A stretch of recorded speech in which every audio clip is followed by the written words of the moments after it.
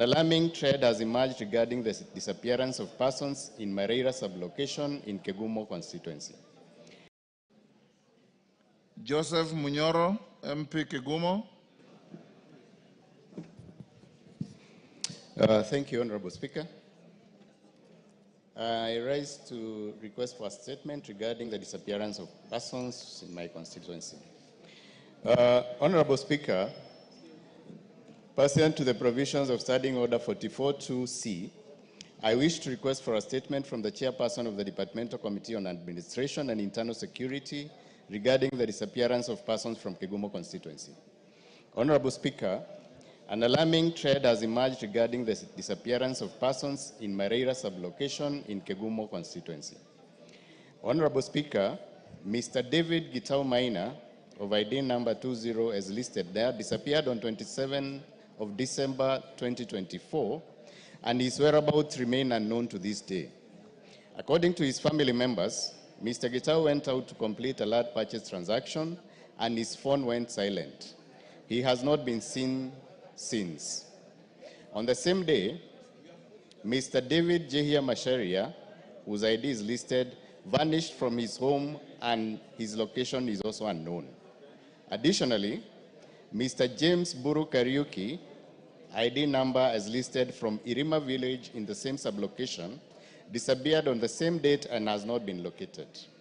Moreover, on January 7, 2025, Mr. Patrick Karanja Gitau, whose ID is listed, a recently retired army officer, vanished from his home and his whereabouts remain unaccounted for. All these disappearances have been reported to Kumo Police Station under the following OB numbers: OB number 10/29/12/2024, OB number 10/21/01/2025, OB number 14/01/2025, and OB number 29/8/01/2025. Efforts to trace the whereabouts of the missing persons have faced several challenges, including the fact that Kumo Police Station, which serves as the divisional headquarters, is operating with only one malfunctioning vehicle for the whole constituency, limiting mobility. Honorable Speaker, it is against this background that I request for a statement from the Chairperson of the Departmental Committee on Administration and Internal Security on the following. 1. Report on the whereabouts of Mr. David Gitau Maina, Mr. Daniel Jehia Masharia, Mr. James Buru Kariuki, and Mr. Patrick Karaja Gitau, and the status of investigations by the police on their disappearance as reported at the OB numbers 10/01/01/2025, 10/29/12/2024, 29/8/01/2025, and 14/01/2025 respectively. 2. Actions being taken by the Ministry of Interior and National Administration to ensure that the said persons are expeditiously traced and reunited with their families, and perpetrators of their disappearances are brought to book. 3. Measures put in place by the Ministry of Interior and National Administration to ensure the safety of residents of Mareira sublocation in Kumo constituency. And 4. Plans put in place by the ministry to provide more vehicles to Kumo Police Station to facilitate the security personnel to undertake their operations with this. Thank you, Honorable Speaker. Tongoyo. Honorable Speaker, I will be able to respond in 2 weeks. 2 weeks. Yes. Okay. Joyce Kamene, member for Machakos County.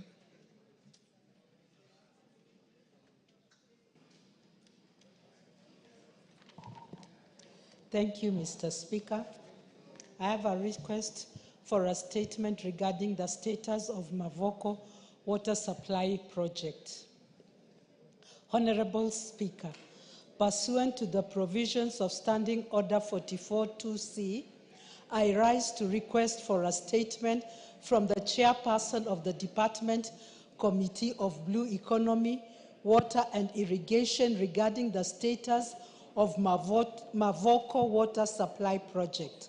Honorable Speaker, the Mavoko Drinking Water Supply Project is an initiative financed jointly by the Government of the Republic of Kenya and the Kingdom of Belgium in line with the national government's commitment to provision of universal, clean and safe water.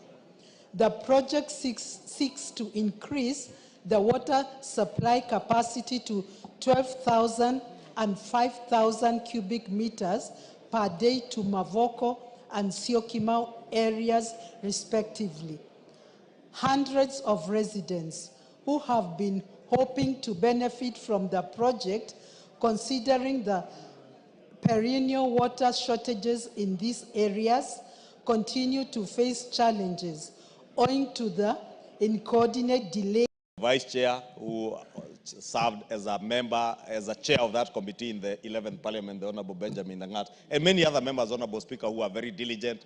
And that tells you that this House has members in committees that actually scrutinize figures, number after number, and almost from comma to full stop of whatever documents are tabled before the House.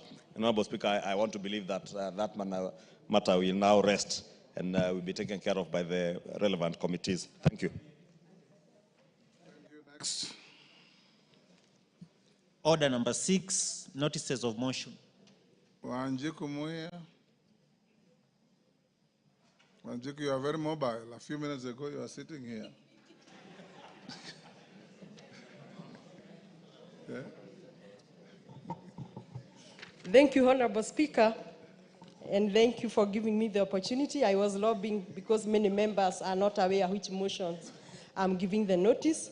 But, Honorable Speaker, I'm giving a notice of a motion to adjourn the House on a definite matter of urgent national importance to discuss the delay in absorption of health workers under the universal health coverage.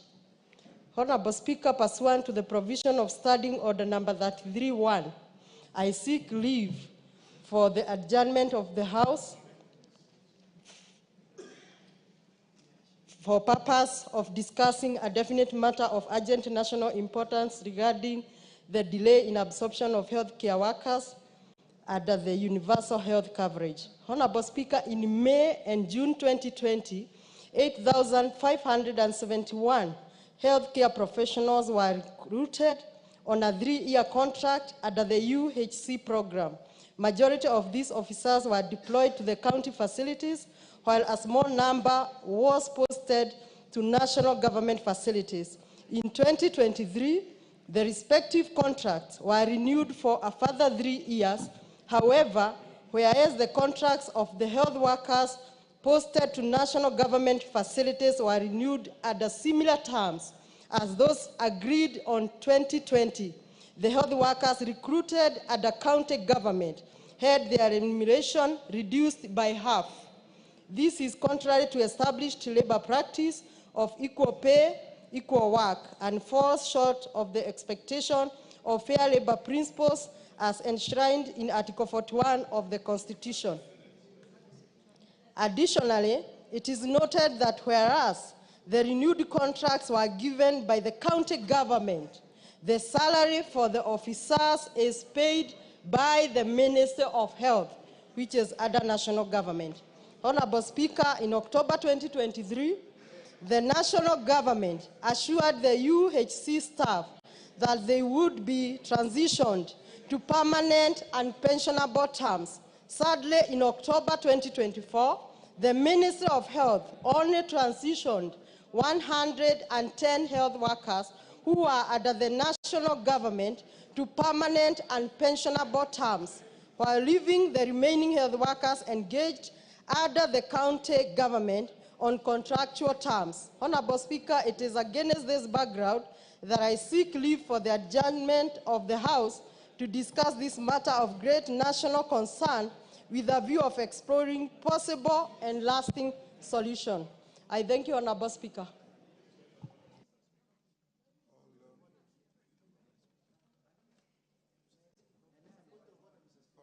Wanjiku, you have no supporter for your motion. No, we cannot go to a point of order.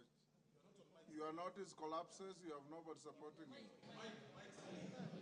Your notice, Wanjiku, collapses, you have nobody supporting you. No, Honorable Speaker, they are members. Where are they? All these. They didn't know, that's what they're saying. Good. We have... How many? We require 20. Those standing, hold your horses there. You are more than 20. Yes. What is your point of order?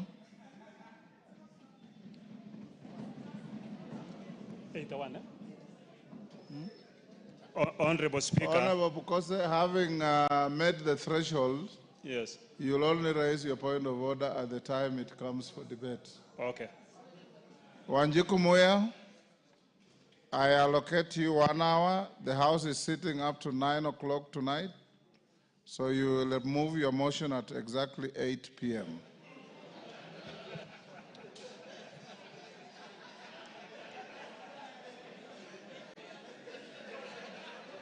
Order.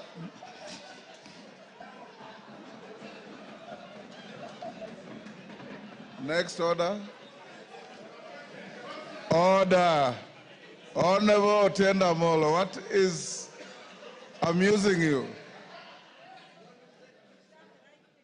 You seem to be in some state of hysteria. Mr. Speaker, sir, I am greatly impressed by the diligence of the Speaker. Thank you. Thank you. Next order. Order number 7, questions and statements.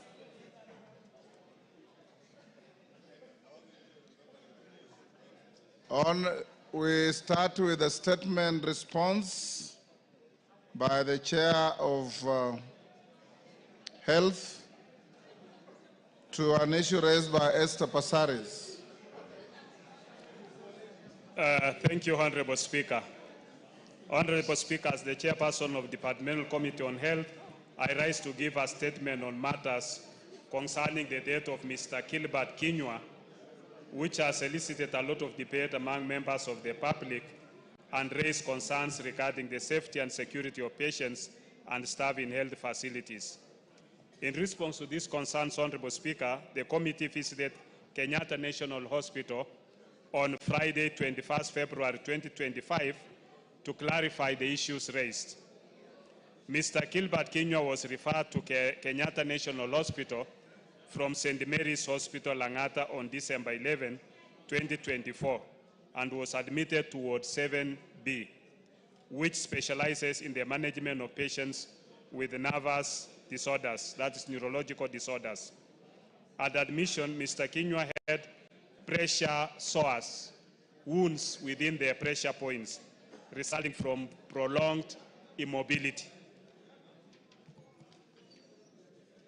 After an evaluation by KNH specialists, Mr. Kinyua was diagnosed with a rare neurological disorder known as Guillain-Barré syndrome that causes muscle weaknesses. His condition was particularly severe, affecting all his limbs, that is the hands and the legs. He therefore required total nurse care, including tube feeding. Despite the severity of his condition, his status had remained stable under KNH care. On Thursday, 6 February 2025, Mr. Kinyua's condition was observed to be stable and the day proceeded as normal. The night shift team took over without noting any undue concerns. The nursing staff attended to him at 9 p.m., midnight, and at 3 a.m. in the morning, and no abnormalities were reported during these routine checks.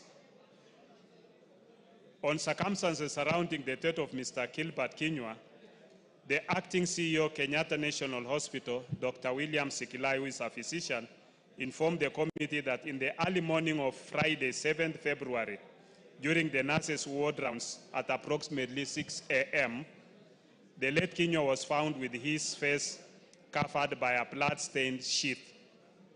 Upon uncovering him, the nurses discovered that he was motionless with a cut wound on his neck.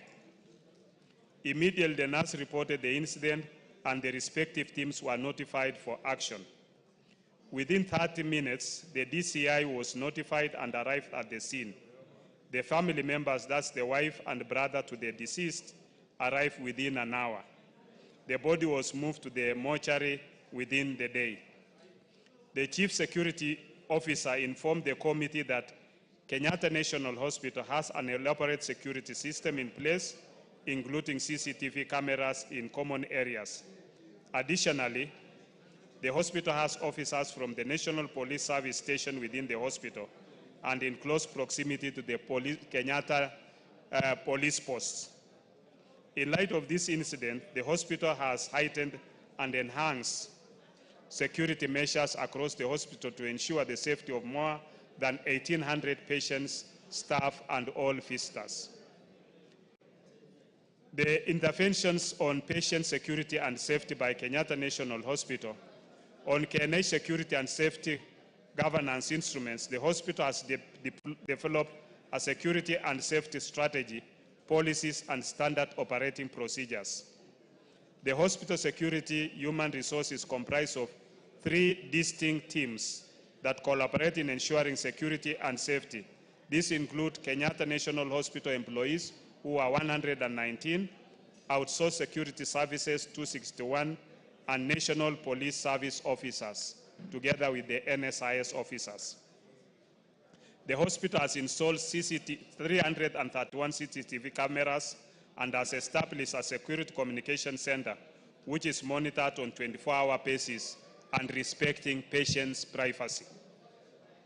On multi-agency approach, the hospital has established partnerships and collaborations with institutions within the KNH complex, that is KMTC, University of Nairobi, Government Chemist, KEMRI, National Radiology, Ministry of Health, AFIA Annex, as well as other state agencies, including NIS, DCI, Kenya Police, Kenya Prison Services, and other institutional arrangements. To maintain continuity of care of patients, the wards are manned on 24-hour basis by clinical staff, including nurses, who work in shifts. In addition, there are established protocols and guidelines and work instructions to support the execution of respective functions. Besides the existing interventions, the hospital further seeks to enhance its safety and security mechanisms in the following ways: construction of modern gates and entry points with modern access control capabilities, acquisition and installation of electric security management system with the biometric, radio frequency identification, and visitors management system.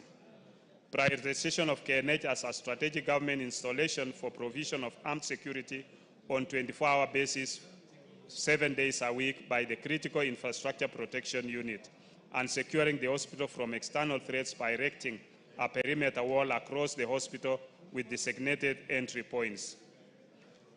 Honorable Speaker, the committee made the following key observations from its engagements with the hospital management. For improved security and safety for patients and hospital staff, the hospital to strengthen its internal security. The current focus for hospital has largely been on external threats. 2, the pet mate of the late Gilbert Kinyua had been officially discharged by the hospital. However, he remained within the hospital since he was homeless.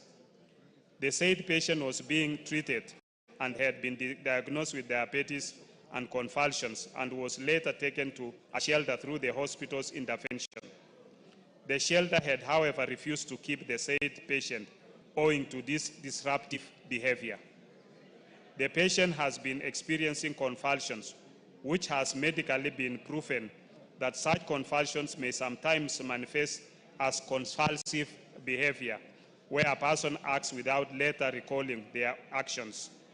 Owing to this patient's medical diagnosis, the acting CEO of the hospital informed the committee that the patient's fingerprints had been taken to the National Registration Bureau for further investigation, together with the knife. The prevailing security measures at the hospital were put in place after a previous state of a patient at the hospital in 2015. That's 10 years ago. At that time, the hospital had only 12 CCTV cameras. But since then, the hospital has acquired and installed 331 CCTV cameras. The hospital has also 119 in-house security employees and 216 outsourced security services, as well as officers from the National Police Service. The post-mortem on the body of the late Gilbert Kinyua was conducted in the presence of both government and independent family pathologists. The samples from the post-mortem were sent to the government chemist for analysis. As at the time of the committee's visit to the hospital, the post-mortem results were not yet released to the hospital, but had been handed over to the DCI. The hospital receives nearly 30,000 visitors daily, who should pass through a screening system, which will help to prevent weapons from being brought into the hospital. Honorable Speaker, the committee made the following recommendations: that the Director of Criminal Investigation to urgently finalize investigations on this unfortunate death and recommend appropriate action with a view of establishing and holding accountable the person responsible for the death of Mr. Gilbert Kinyua. 2, that the Board of Kenyatta National Hospital to audit the hospital's internal security systems within 1 month so as to identify possible security breaches, in particular internal security threats, and come up with mitigation measures for necessary implementation. The report of the audit to be shared with the committee, which shall access the areas that may be allocated funds during the budgetary process. In conclusion, the matter is actively before the committee. Further, the matter is under investigation by the Director of Criminal Investigation, and the suspect is still under the custody of the hospital. Thank you, Honorable Speaker.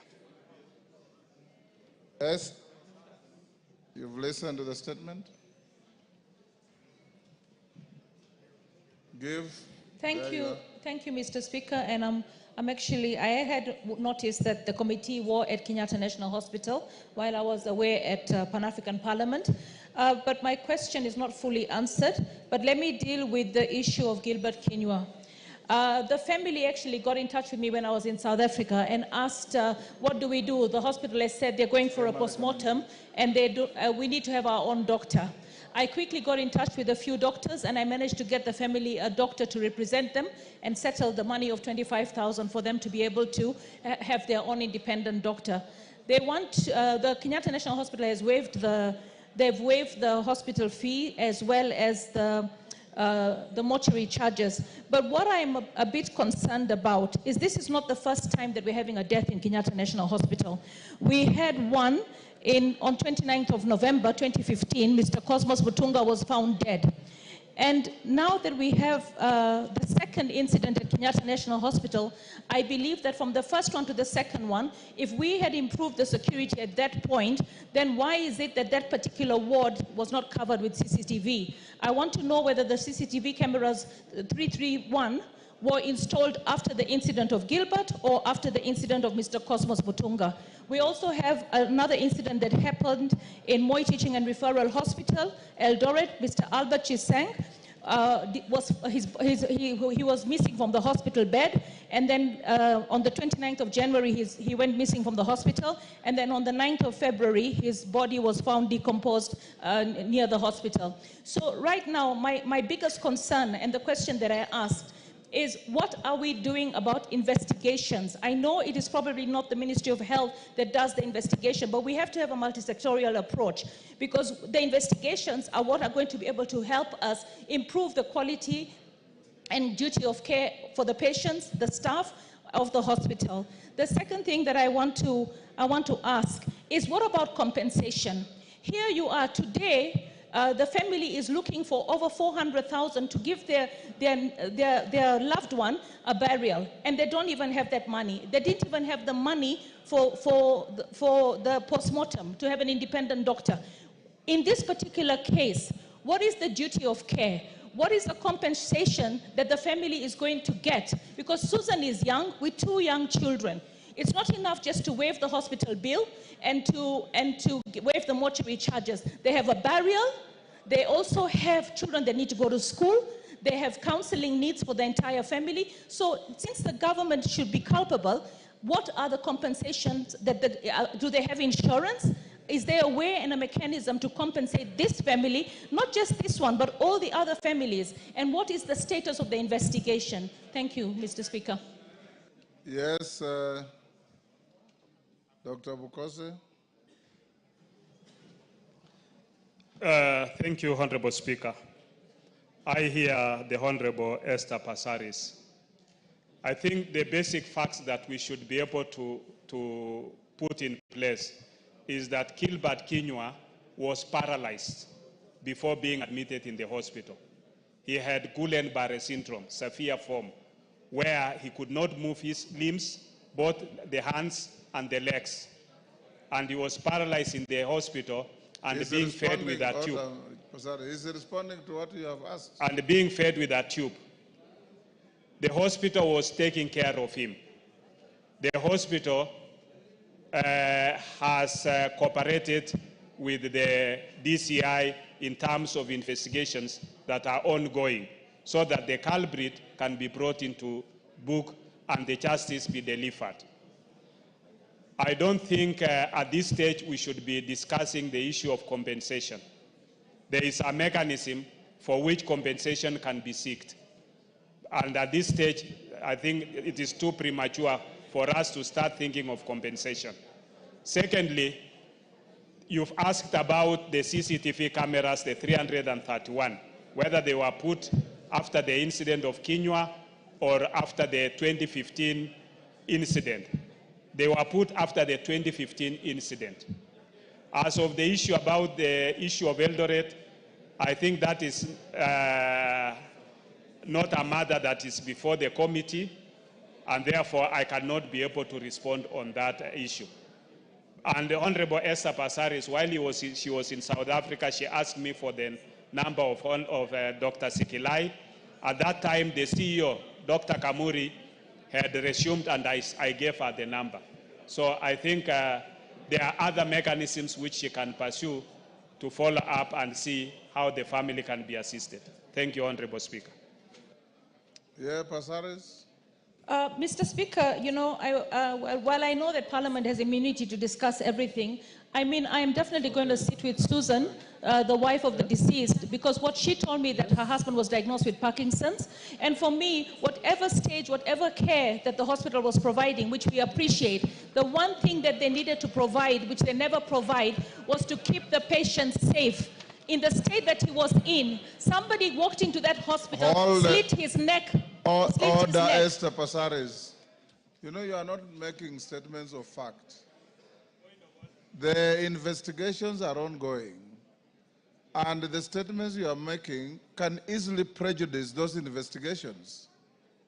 So be very measured in what you are saying, because you cannot say with finality what you are saying when the DCI is investigating a possible homicide. Yes, Bukose, just hold on, Esther.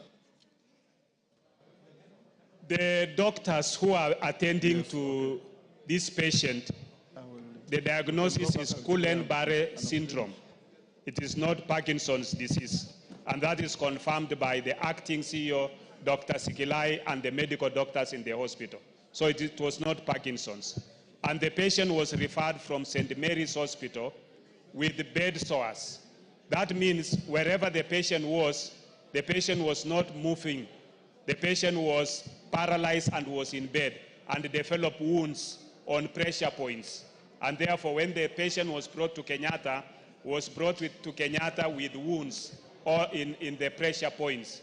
And the Kenyatta did tracings and turning of the patient so that these wounds could be able to heal. And the patient was also on nasogastric feeding, was being fed using a tube because the patient could not swallow. So he had to be assisted to feed. Thank you, Honorable Speaker. Esther, you're done? Mr. Speaker, you know, I stand here very disheartened because I hear one story from the family and another story from the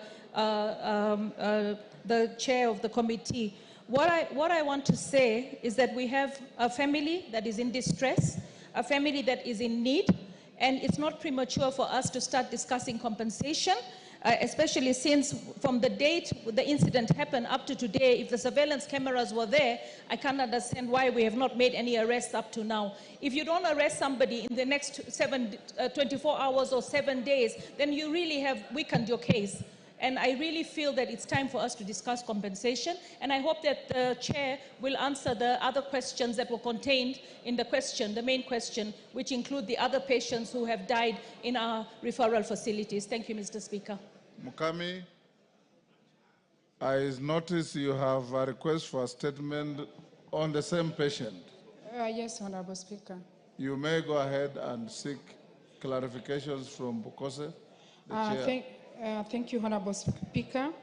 I request for a statement regarding the recent murder of patient in Kenyatta National Hospital. Honorable Speaker, pursuant to the provision. Yes. I have not given you an opportunity to seek a statement. I've given you an opportunity to seek any clarification on the matter. Honorable Speaker, personally, I wanted to ask the chair of the Defense Investigation Committee. I wanted him to tell us the status of investigation into the murder of Mr. Gilbert Kenywa in Kenyatta National Hospital, the action being taken to ensure the perpetrators of the crime is arrested and prosecuted without delay. And Honorable Speaker, I wanted to confirm from Honorable Pukose that Mr. Kenywa has a family.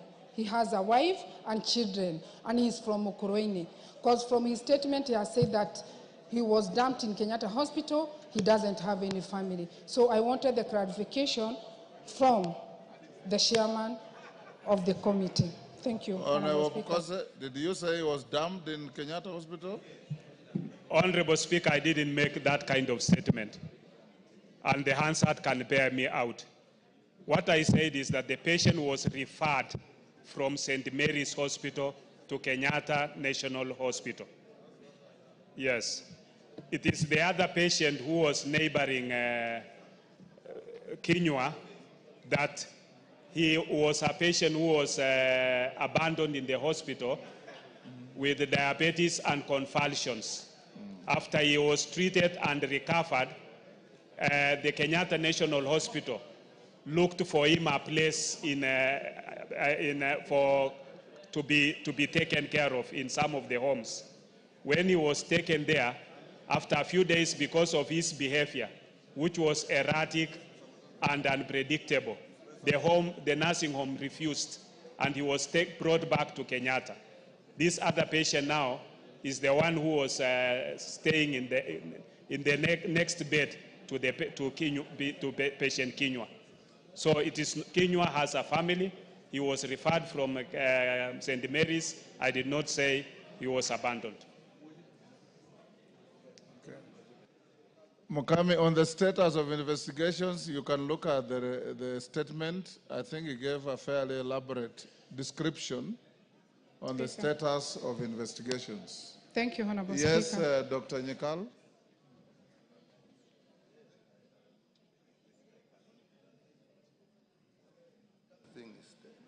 Give Dr. Nyikal the mic. Thank you, Mr. Speaker. I just want to add to what our chair said. And, Mr. Speaker, I think there are two issues here. One is the general security in the hospital. Two, the specific circumstances in this case. And I think our chairperson has brought out a very important point, which I think we probably need to take into consideration, that this person died and nobody seems to have seen anything.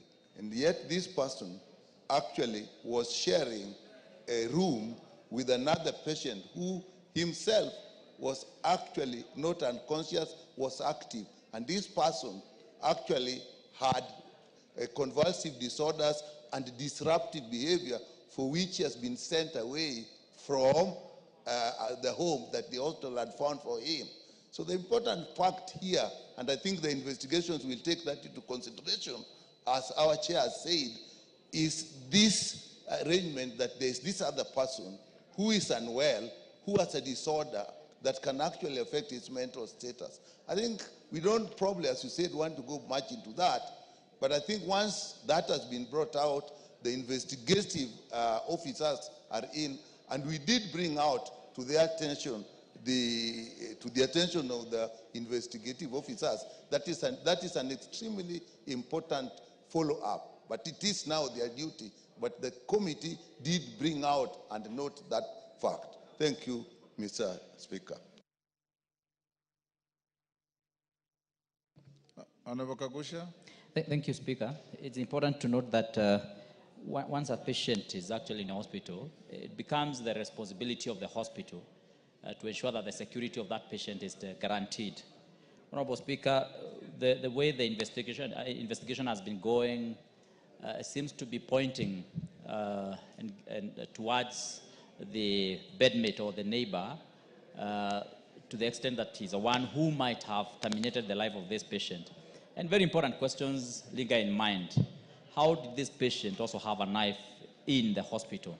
How was that possible? Speaker, what I find also a bit suspect is that whereas this patient was in the custody of the hospital and the hospital was treating this patient and his life was terminated in hospital, the hospital has continued to demand from this very poor family for bills to be paid for the time the patient had been there. This family has no way of raising this money and can't be able to pay those bills. And I'm wondering whether it is right for the hospital, after not guaranteeing the security of this patient and the patient having been killed in the hands of the hospital, for the hospital to go ahead again and demand for the payment of the bill from this patient. Honorable Speaker, I think you should direct that even as a matter of mercy and CSR by the hospital, it should, in the first instance, lift all the bills from this patient so that Mr. Kenyua can be arrested by the family. Honorable Kagusha. Yeah. Esther Passares, who brought the request, is disputing your assertions that the bills are being demanded for payment. Honorable Speaker, yes, this patient... Order, Honorable Kenyua. Yeah. Honorable Kagusha, yes? Thank you, Honorable Speaker. While Honorable Kagusha was raising that issue, I got in touch with the CEO KNH, Dr. Njoroge Kamuri, and he informed me that yesterday the relatives came and the hospital informed them that they'll waive the mortuary and the ward fee, everything will be waived. But they continued to demand that we need to see how much is that is going to be waived, and they went with their bill. But as per now, the hospital will waive the mortuary fee. You don't have to pay anything. The hospital will waive the medical bills. There is nothing. You can just organize and have the body taken away without paying anything to the hospital. Yes, Kagusha? Yeah, thank you, Honorable Speaker. That would be refreshing, because the brief which I had from the family, and Honorable Speaker, I have visited this family severally, and I've also been in touch with the family, including the clergy, and the brief which I had from the family is that they were being pushed into paying these bills. Honorable Speaker, I have also been in touch with Dr. Kamuri, and he had not made any such commitment. So, Honorable Speaker, if indeed he has made that commitment to the chair of the committee, I want to believe that he's serious about it, it's unanswered now, and that he should ensure that that bill is waived. Thank you, Honorable Speaker. Passares, you want to pursue this again? Yes? Mr. Speaker, I feel that Dr. Nikal mentioned, the way Dr. Nikal talked, it was like the patient that was sitting next to Gilbert is a suspect. For me, I know that there was a knife that was found near the hospital with blood. I saw something in South Africa recently, because they have similar high crime like in Kenya. The police gives updated reports on a weekly basis, on a daily basis, especially on such sensitive cases, so that we are not left speculating on whether it's this way or that way. But for me, if the patient that was next to Gilbert was one that had mental issues, and Gilbert was vulnerable because he was suffering from bed sores, the hospital still has a duty of care. I confirm that the family has said that the bills are being waived, so we're happy about that, but that is not enough. The children need to go to school. Susan needs to make sure she is able to sustain herself. So I think we should be talking compensation, because we should lead by example. The family needs to be compensated, because I don't see the investigations going anywhere, especially if the patient next to him is the prime suspect and he has not been charged yet. Thank you. Yes, Kajwang. Mr. Speaker, I think this debate is something which is interesting to all of us, but I suppose that the chair in that committee should investigate it some more so that we fulfill a mandate that this House has to be able to see to it on the question of, number one, security. And it is not just limited to this patient. I think when the question arose from the honorable member from Nairobi, it questions the question of security. And so the minister concerned or the agency concerned should let us have a total picture of security in the institution. Number two, apart from the investigation in terms of determining culpability, there is a whole issue of tortious liability on who has the duty of care. Because a patient is in an institution, for some reason the patient dies, and there are issues to the fact that some people, whether mentally ill or not, are with that patient in that whole home. So who bears that tortious liability of the duty of care?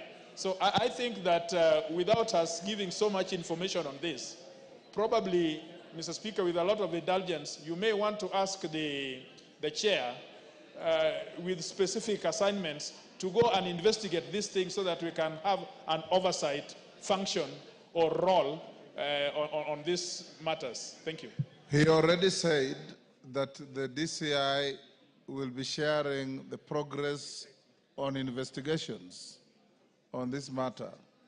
So as and when he gets material beyond what he has said here, Chairman, you be responsible enough to bring some additional communication to the House. Statement request by Hussein Bare, MB for Tarbaj. Thank you, Mr. Speaker. I have a statement. It's a request for a statement on the rampant cases of human trafficking in northern Kenya. Honorable Speaker, pursuant to Standing Order 44.2c, I wish to request for a statement from the Chairperson of the Departmental Committee on Administration and Internal Security regarding the rampant cases of human trafficking in northern Kenya.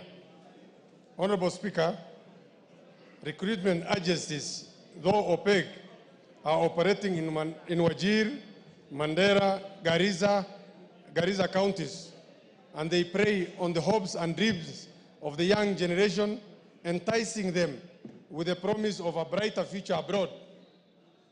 Due to the high cost of living and lack of job opportunities in the country, the young generation accept the opportunities to travel abroad offered by the recruiters.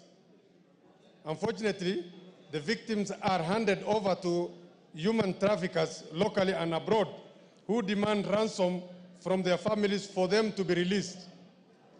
The act of recruiting, transporting, transferring, harboring, or receiving individuals using threats, coercion, abduction, fraud, deception, abuse of power, or position of vulnerability is done for the purpose of exploitation.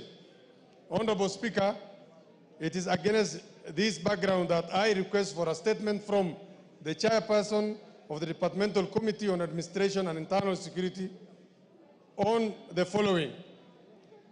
One, a comprehensive report on the investigation into human trafficking in northern Kenya and in the country, including the investigation into the operation of involved recruitment agencies.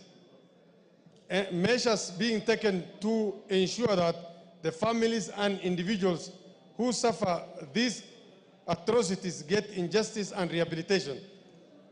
The long-term measures being implemented to address cases of human trafficking in the country and formalize labor export from the country. Thank you, Mr. Speaker. 2 weeks. Give him the mic. Honorable Speaker, I want to indulge you on this because from what I hear, the honorable member is talking about Kenyans being exported outside of the country beyond our territorial boundaries. And it's my honest opinion that this could be more handled by the Foreign Affairs.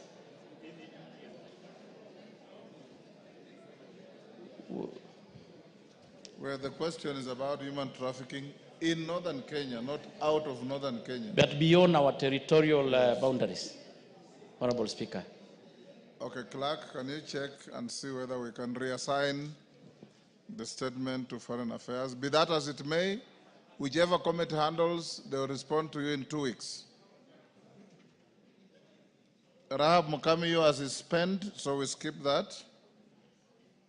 Joseph Munyoro, MP Kigumo. Thank you, Honorable Speaker. I rise to request for a statement regarding the disappearance of persons in my constituency. Honorable Speaker, pursuant to the provisions of Standing Order 44.2c, I wish to request for a statement from the Chairperson of the Departmental Committee on Administration and Internal Security regarding the disappearance of persons from Kigumo constituency.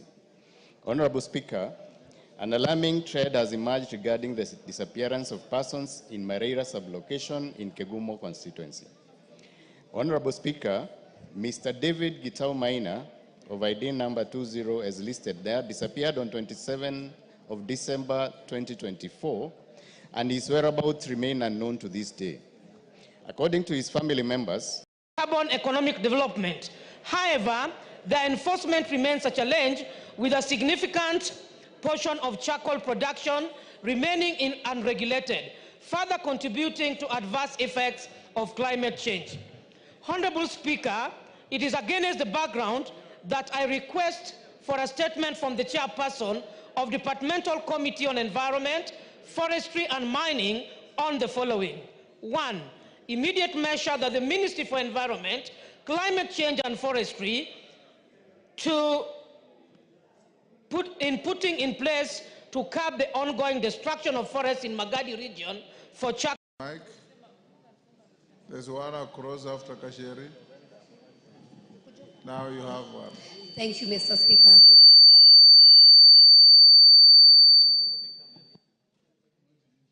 You switched, okay. Thank you, Mr. Speaker, for this opportunity. Mr. Speaker, I just wanted to bring to the attention of the House that today is Ash Wednesday, and I wanted to take this opportunity to wish all the Catholic faithfuls in this House a fruitful Lent season. Mr. Speaker, this is the time that the Catholic faithfuls will start a journey of 40 days, a time for prayer, a time for fasting, and also a time to give service to human beings, Mr. Speaker. And so today, Mr. Speaker, we were reminded that we came from dust, and dust we shall go. It is also a time, Mr. Speaker, that we reflect on what we are doing now that we are halfway the term, Mr. Speaker, that we reflect on the services we are giving to Kenyans, and Mr. Speaker, that we are able to serve well. So I want to wish all the Catholic faithful and a blessed time for rain season. But at the same time, Mr. Speaker, also our Muslim faithfuls who started their Ramadan, that this is going to be a fruitful season, Mr. Speaker, as we continue serving this country. I thank you for the opportunity. Thank you, Honorable Yes, Owen? Honorable Speaker, well, I agree with Sabina, but Ash Wednesday is not only exclusive to Catholics. Pardon? Ash Wednesday is not exclusive to Catholics. Even the Anglicans also celebrate Ash. Today at the All Saints Cathedral at 6 o'clock we'll have our Ash Wednesday service. And therefore I want to wish all the Anglicans and any other faith that observes Ash Wednesday all the best during this Lent time. And I wish that they observe Lent well and that they continue to pray for this country during this time. I thank you. Thank you for expanding on what she said. I join you in doing so. Yes, Ondo? Not, is that Ondo? Or, oh, Yes, member from Ukraine. Thank you, Honorable Speaker. I actually wanted to point out that the issue of the 40 days and the Lent issues are not only confined to the Catholics and the Anglicans. Honorable Speaker, it's really an issue of all the Christians. Why are you splitting hairs? She spoke as a Catholic at here. Honorable. So if you want to speak as an Anglican, go ahead and do so. Yes, Honorable Speaker. I just wanted to point out that as we observe the 40 days of Lent, Honorable Speaker, I'm hoping that we're also going to be able to fix the issue of blood transfusion in Kenya. Honorable Speaker, you understand that we are having a problem of the reagents and the blood bags. And so Kenyans are dying in hospitals today because it's a big problem where we do not have blood for transfusion because we cannot test blood. So as we observe this Lent period, Honorable Speaker, I'm hoping that we're able to also sort out this issue as a matter of urgency before it gets into a national crisis of monumental status. Thank you, Gakusha. Next order. Order number 8, motion, nominees to 100 national government constituencies development fund committees. Majority Leader Owen, is that you moving it? Thank you. Thank you, Honorable Speaker. Honorable Speaker, I beg to let... Honorable members, I bring to your attention that there's a supplementary order paper approved by the House Business Committee, and the Speaker approved it for publication and circulation. That is what we are using now. Okay. Thank you, Honorable Speaker. That pursuant to the provisions of Section 43(4) of the National Government Constituency Development Fund Act 2015 and paragraph 5, 2, and 10 of the National Government Constituencies Development Fund Regulations 2016, this House approves the list of nominees for the appointment to the following 100 constituency committees for the National Government Constituencies Development Fund. Honorable Speaker, I would like to give a warning that this is a very long list, very long list. 1, Aina Moi constituency, Joseph Kibi Arap Bore, Philip Kepkemoi Kemei, Isaiah. Honorable Speaker. Honorable Owen. Yes. Just say with the names as appears on the order paper. Okay, thank you. Honorable Speaker, if I can take that again, I'll be... Can I take it again, Honorable? Yes, yes. Okay, sorry. Thank you. That pursuant to the provision of Section 43(4) of the National Government Constituency Development Fund Act 2015 and paragraph 5, 2, and 10 of the National Government Constituency Development Fund Regulations 2016, this House approves the list of the nominees for the appointment to the following 100 constituency committees of the National Government Constituency Development Fund as in the order paper. Honorable Speaker,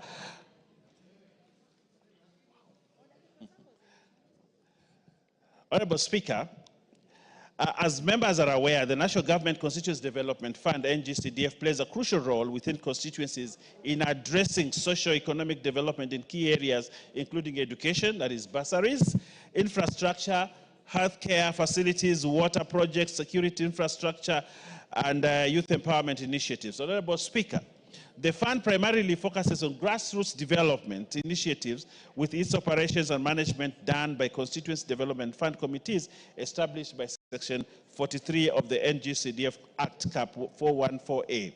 The importance of these committees, Honorable Speaker, cannot be underscored in regards to the project selection, oversight, and ensuring local input and accountability in the management of the project, Honorable Speaker. Honorable Speaker, it is important for this House to note that the mandate of the previous 290 Constituency Development Fund committees have expired, leaving a governance gap in the administration of the NG-CDF projects across all constituencies. Honorable Speaker, therefore, there is immediate need to approve and gazette the nominees to ensure continuity in projects, oversight, allocation of funds, and execution of development initiatives within the constituencies.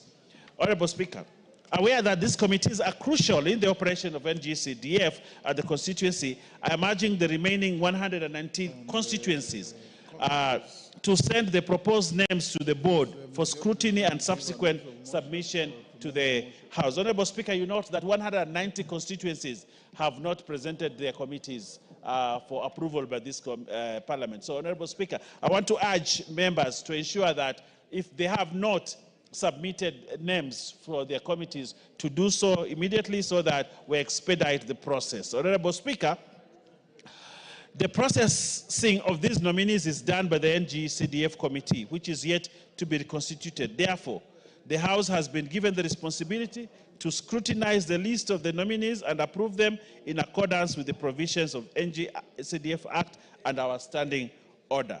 Honorable Speaker, in conclusion, I wish to urge the House to approve the list of nominees to the National Government Constituency Development Fund committees for the 100 constituencies to prevent disruption in the NCDF operations and to facilitate smooth governance at constituency level. Honorable Speaker, I also want to point that yesterday there are point of orders that were raised on NG-CDF management and especially approval of projects, Honorable Speaker, which we urged NG-CDF board to ensure that they approve the projects so that as money is disbursed, there is projects to be implemented. And we also noted that constituencies development committees, we have received some money right now, around between 23 and 30 million that has been disbursed. And therefore, we need these committees, and we also need approval and code lists to ensure that there is work being done by NG-CDF. I thank you, Honorable Speaker, and I would like to request the Honorable Kimani Chungwa, who is here now, to second. Thank you, Honorable Speaker. I rise to second, Honorable Speaker. As the Deputy Leader has said, these committees enable all the 100 constituency NG-CDF committees to start functioning after approval by the House as is required by the law. And I beg to second. I second.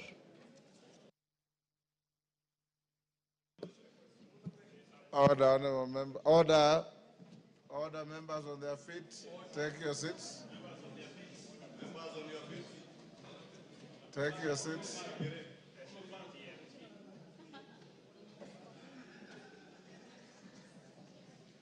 Raham Mukami, take your seat.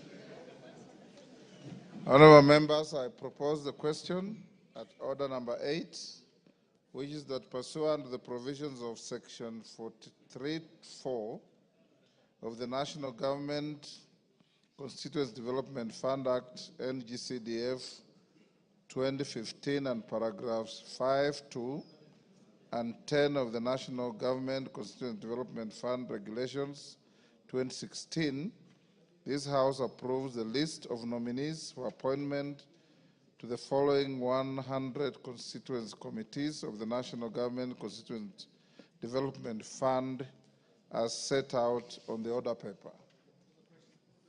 I put the question.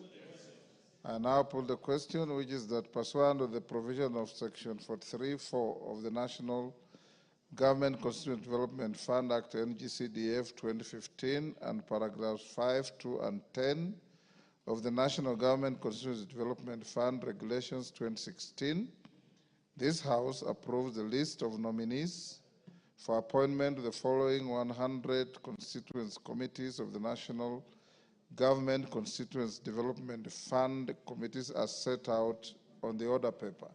As members of that opinion say aye. Will those of the contrary opinion say nay? The ayes have it. Next order.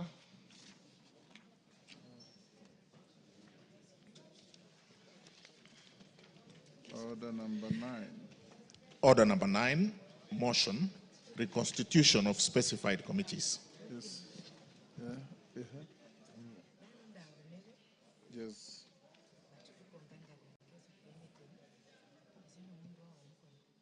Chairperson's Selection Committee.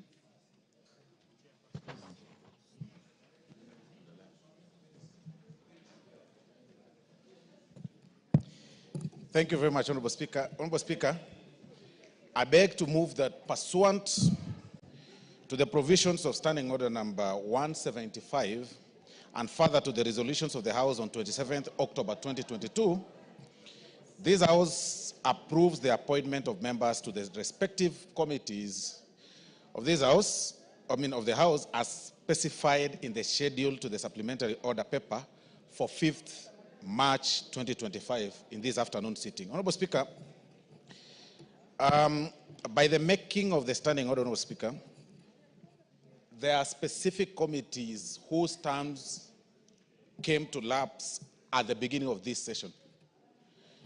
And even in this formation of the supplementary budget, the BPS and everything that has been going on, Honorable Speaker. Have you moved the motion? Yes, I have. You haven't? You say, I beg to move the following motion and read it as it is. Have you done so? I have moved, Honorable Speaker. Sorry, I was being talked to by some members. You did. Go ahead. I moved it.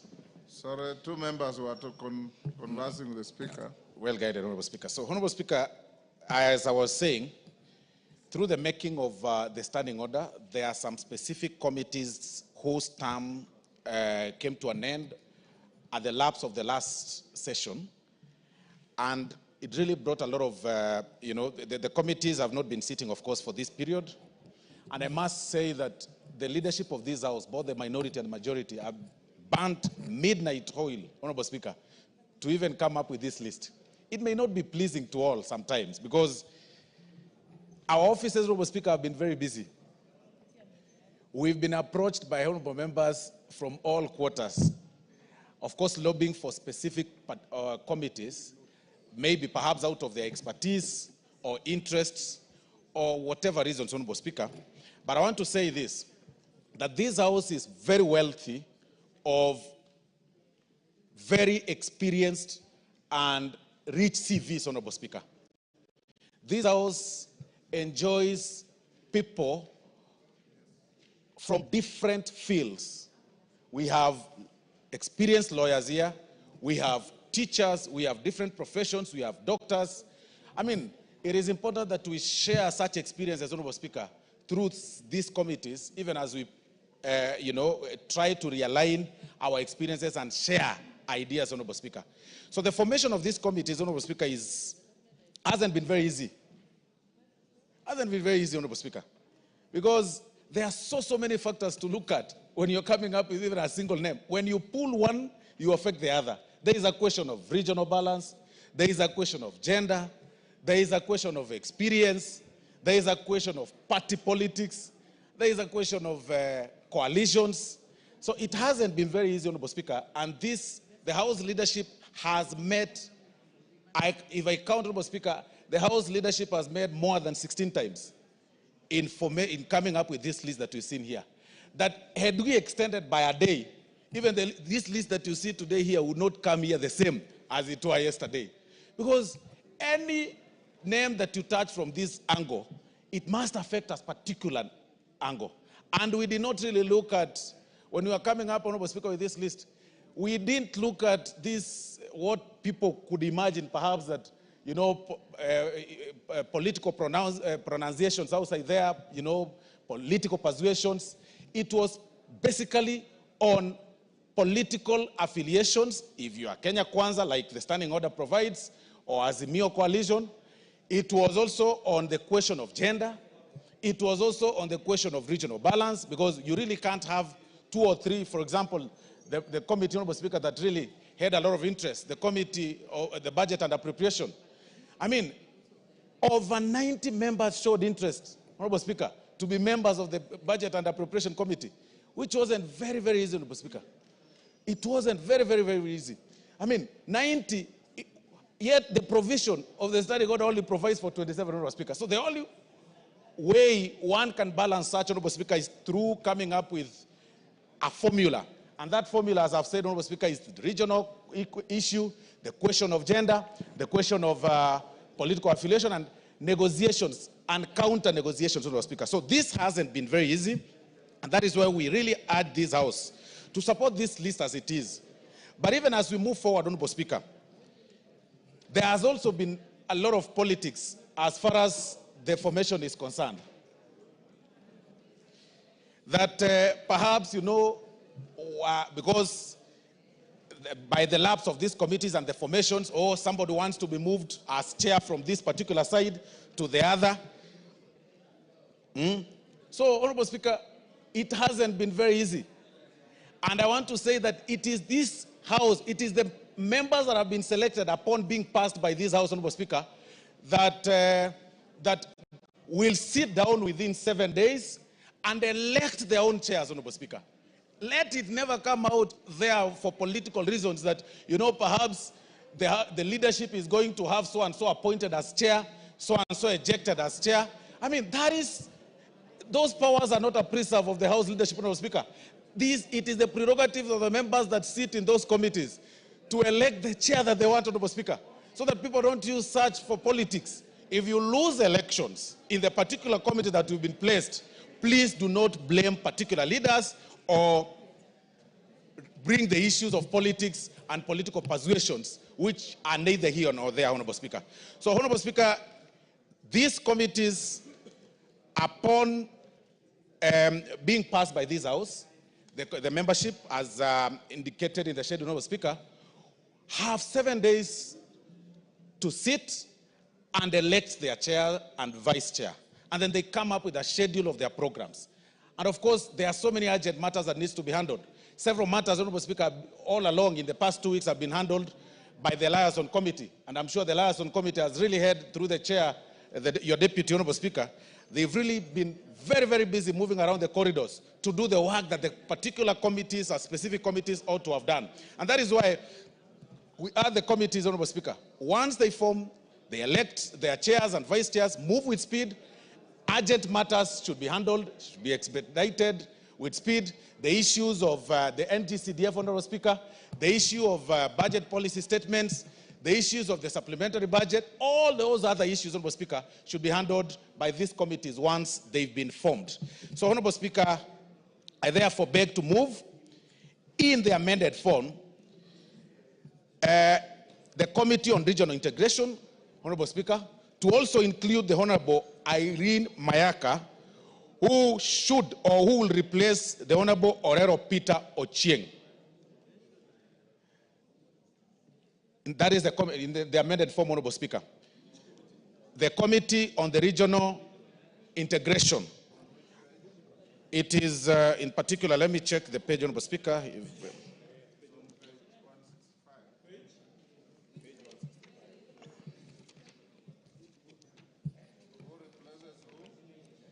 Let me just check, Honorable Speaker. Honorable Speaker, you know, as I've said, this hasn't been easy. When we were moving this earlier, 165. Yeah, it is actually page 165, Honorable Speaker. Yes. Because when you try to move here, you affect the other one. So I move in the amended form. I had earlier moved as it appeared in the standing order, Honorable Speaker, but I want to move in the amended form that in the Committee on Integration, we include the Honorable Irene Mayaka to replace the Honorable Orero Peter Ochieng in that committee.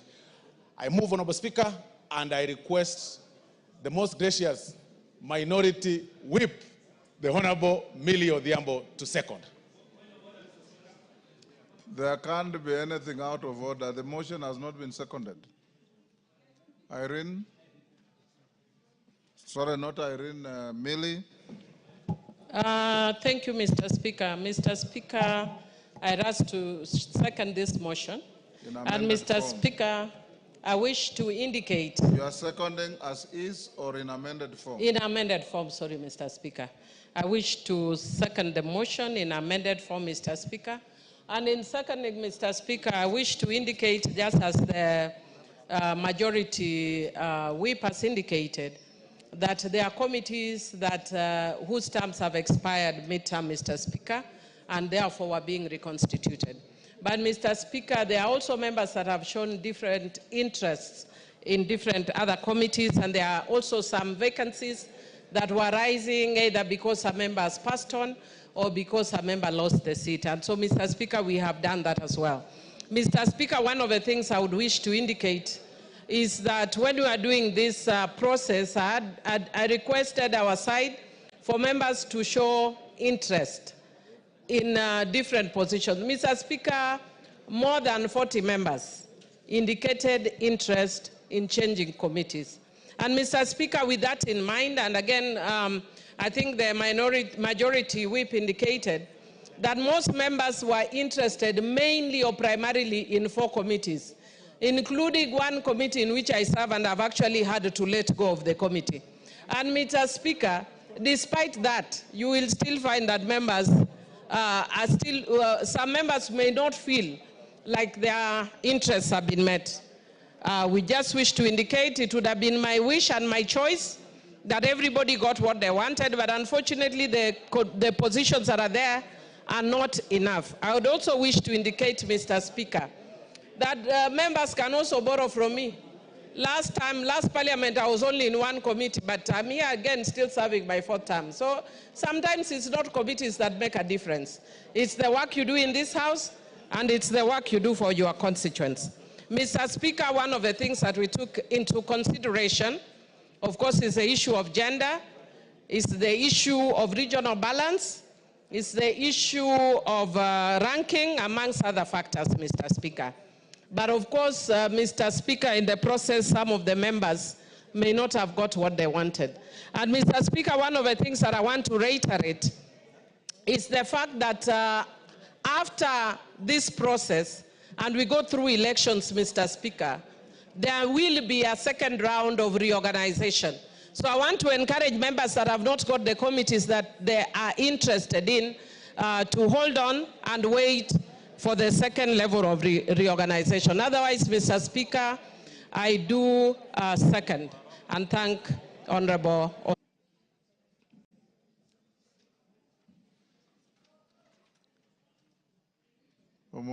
There were so many empty seats where you're coming from.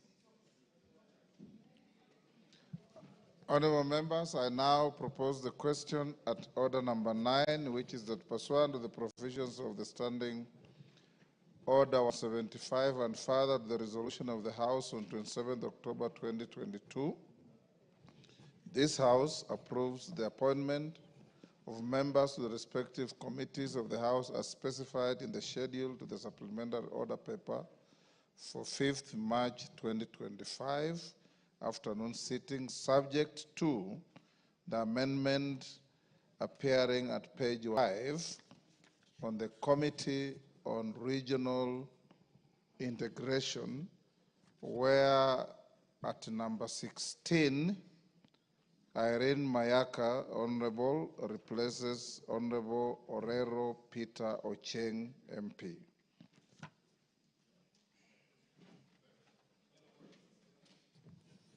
Order, Honorable Okoyo. You know the procedure. You remain on your seat until you are given an opportunity. That's when you stand up. You can't be so presumptuous that whenever you want to speak, you will speak. What's your point of order? Thank you, Mr. Speaker. I rise on Standing Order 216. Mr. Speaker, Standing Order 216-2 provides that a member appointed to a departmental committee at the commencement of a parliament at any other time during the term of parliament shall, unless the House resolves otherwise, serve for the term of the parliament, subject to Standing Order 217. Mr. Speaker, Standing Order 176. Standing Order 176, Mr. Speaker, provides the criteria, Mr. Speaker, of the discharge of a member from a committee. Mr. Speaker, I have been a member of the Departmental Committee on Energy, Forestry, and Mining. Standing Order 176 provides that a party may discharge a member from a select committee after the member has been accorded an opportunity. Number 2, it provides that the party whip of the party that nominates a member to a select committee shall give notice in writing to the Speaker with the intention of discharging that member from that select committee. And number 3, most important, the Speaker shall, within 3 days of receipt of the notice, under paragraph 2, inform the member. Mr. Speaker, I am a member of the Departmental Committee on Energy, or on Environment. And Mr. Speaker, if I have been removed, the standing orders provide that 176 shall apply on Standing Order 216. It is even written there. Mr. Speaker, you cannot remove a member from a committee. I am not in the list on the Committee on Environment, Forestry and Mining, which I was nominated to at the beginning of this parliament. Mr. Speaker, even if Even if Osoro, even if Ichungwa does not want me in this committee, you must remove me procedurally. Give me a hearing, notify the speaker to give me a notice. Mr. Speaker, it will not be in order to continue with whatever is happening here, because it is okay to remove me. It is within the procedure and rules. These standing orders, Mr. Speaker, you are one of the creators of these standing orders. I have used them for the last 12 years. I was a whip of a county assembly, so I know how to use standing orders. You cannot remove me without, I need letters written to me. Accord me a hearing. After according me a hearing, now give notice to the speaker. The speaker will tell me within 3 days, you cannot remove me in the morning. I have been a member of this committee and I cannot remove in the manner in which you want to remove me. However powerful you might be, Mr. Speaker, it is not correct. Whatever has been tabled before this House, Mr. Speaker, is kangaroo, it is null and void, it cannot operate because they are standing orders and the procedure and rules of this House, the traditions. When Mheshimiwa Kimani Ichung'wah, when several honorable members were de-whipped from committees, the Honorable Wangwe, who is the immediate former whip, wrote letters to specific members. And apart from that, the communications were done directly to the Speaker. So, Mr. Speaker, I cannot be removed from and the Speaker cannot oversee my removal from a committee, a departmental committee, without me being discharged by my political party. And Mr. Speaker, because you are the Solomon of this House, kindly do not proceed with this motion in the state that it is, and it will be a procedural wrong. This is the making of Kimani Ichung'wah, which cannot work in this assembly. Thank you very much. Majority Leader. Honorable Speaker, the member for Kajiado North is my very good friend. And he served as a member of the County Assembly of Kajiado. And he has clearly read out to us the standing order. I will choose to ignore the invocation of the name Kimani Ichung'wah, which is now a spot for those who have nothing else to speak about. They can only speak about Kimani Ichung'wah, and I know why he's trying to invoke my name. But I will restrict myself to the provisions of the standing orders. The standing orders, Honorable Speaker, make it clear unless otherwise resolved by the House. Therefore, I would implore on the member for Kajiado North, other than carelessly invoking the name of Kimani Ichung'wah, who is not the majority whip, because the majority whip is called Honorable Silvanus Osoro. Other than doing that, he should be spending his time now convincing the House to resolve otherwise. Otherwise, Honorable Speaker, invoking the name of Kimani Ichung'wah to look popular out there, my friend, go and do those things in the County Assembly of Kajiado, not in the National Assembly. Spend your time in the National Assembly discussing matters of greater importance to the people of Kajiado North, who are suffering without roads, whose children cannot even go to school because their member of parliament is busy following people in some other village somewhere. Why don't you follow members of your constituency in their own constituency addressing their issues? I will not allow, Honorable Speaker, any member to use my name or invoke my name to try and seek cheap publicity. Our standing orders are very clear, and our Bongogoyo should know that. Deal with matters to do with your constituents. And there is also some levels of insatiable greed that we cannot be able to satisfy as a House. And therefore, Honorable Speaker, the issue raised is simple. Let the Honorable Ngogoyo convince members of this House to resolve otherwise. Otherwise, the standing order, as he read, is very well, is in very simple language that even a member of our county assembly can be able to interpret. Osoro. Osoro. Honorable Speaker, thank you very much. Honorable Speaker, when I moved this particular motion, I did indicate that coming up with a list of committees in any particular committee, Honorable Speaker, is not very easy. The movement of one to the other affects another. And it is by... Address the issue he has raised. It's very simple. That is where I'm heading to, Honorable Speaker. I'm making my case. Yes. I'm making the case that the movement of one member to another committee must affect the other because there are issues of regional balance, there are issues of gender, there are issues of party, Honorable Speaker. I am actually not aware, and I'm now checking, that the particular committee that he intended to be included, or rather he has been serving, Honorable Speaker, his name is missing. Then it must be placed somewhere for that reason, Honorable Speaker. Take your seat. But even with that... Take your seat. Take your seat. I expected you as a good lawyer to be listening. The Honorable Ngogoyo is raising an objection under Standing Order 176 on the allegation of discharge of a member from the committee. He is clearly out of order. What is before the House is a reconstitution of committees, is not discharge of members from any committee. If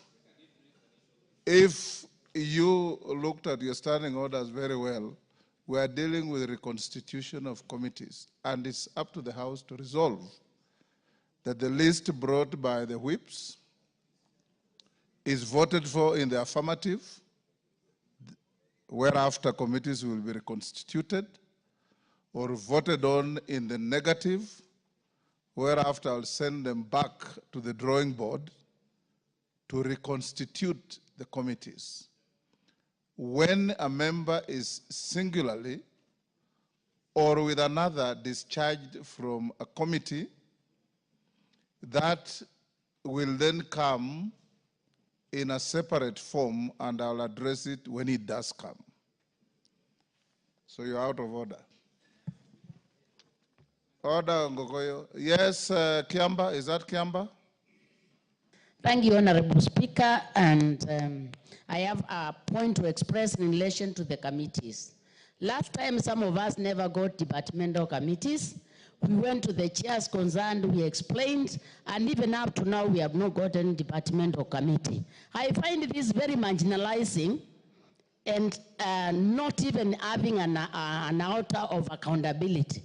When you take some members as second-class members of parliament, even when we've made official requests and you are maintained, you don't have a substantial departmental committee for 2 consecutive times. I mean, is that with the fairness, what people sat down and really, and even some people are more than 2 departmental committees. I think, Honorable Speaker, I'm not here by accident.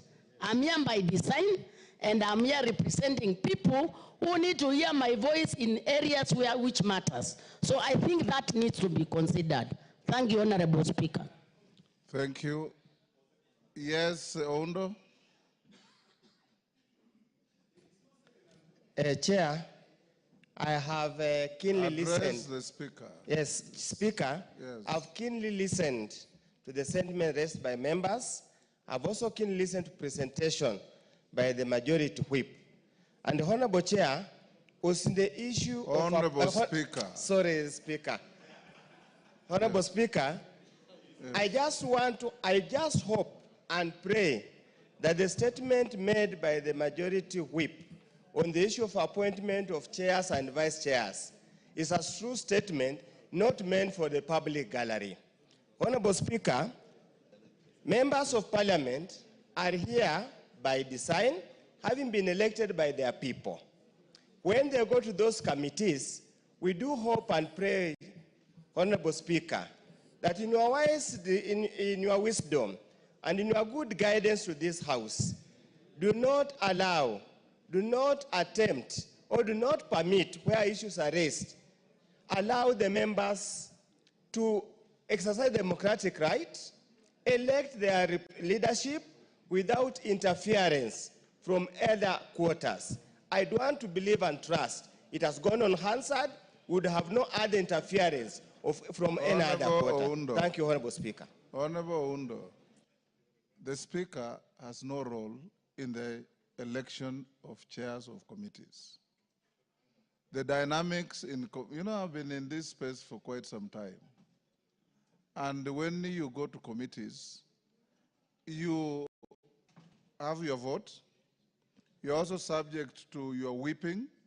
You are subject to the dynamics of your coalitions, the dynamics in your parties. And I want to encourage you to leave the Speaker out of this, because this is about the various coalitions and parties in the House. Even the point raised by the distinguished member for Kiamba, you are for Kilome or Mboni?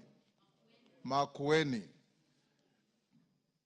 In the House Business Committee sits your team leader from Wiper Party, who is also the deputy leader of the minority party in the Azimio coalition. And he's satisfied with the composition of the committees. So take the argument that you have proposed back to them and let them listen to you. As it is now, this list was approved by House Business Committee, in which sits all your leadership, majority leader and his whip, minority leader and his whip, and your team leader within the enclave of Wiper. They have passed this in the House Business Committee. Now that the matter has come to the floor, you have only two options: to resolve to approve the list, or to resolve to reject the list. If you do, then your leaders will go back to the drawing board and readjust and refresh and reflect on why the motion has been negatived. But as it is now, the Speaker cannot sit on appeal here. Just like the good point raised by Honorable Ngogoyo, he's raised a good point in a wrong forum. That issue, Honorable Ngogoyo, is if you have been discharged wrongly from a committee, and what is before the House is not a discharge, it's a reconstitution of committees, then I'll listen to you and look at the provisions of Standing Order 176 and give you the due process that you deserve. But as it is now, it is neither here nor there. Yes, Makali Mulu. Yeah, thank you so much, Honorable Speaker. Honorable Speaker, just as you have said, some of us have also been in this space for some time, and I want to say really I'm not complaining. For me, a committee is a committee, and once you are there, you serve.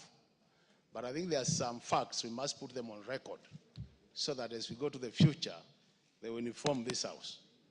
Honorable Speaker, when the whip was moving this motion, the only thing he didn't mention was that there was a consideration because you have a broad-based government now.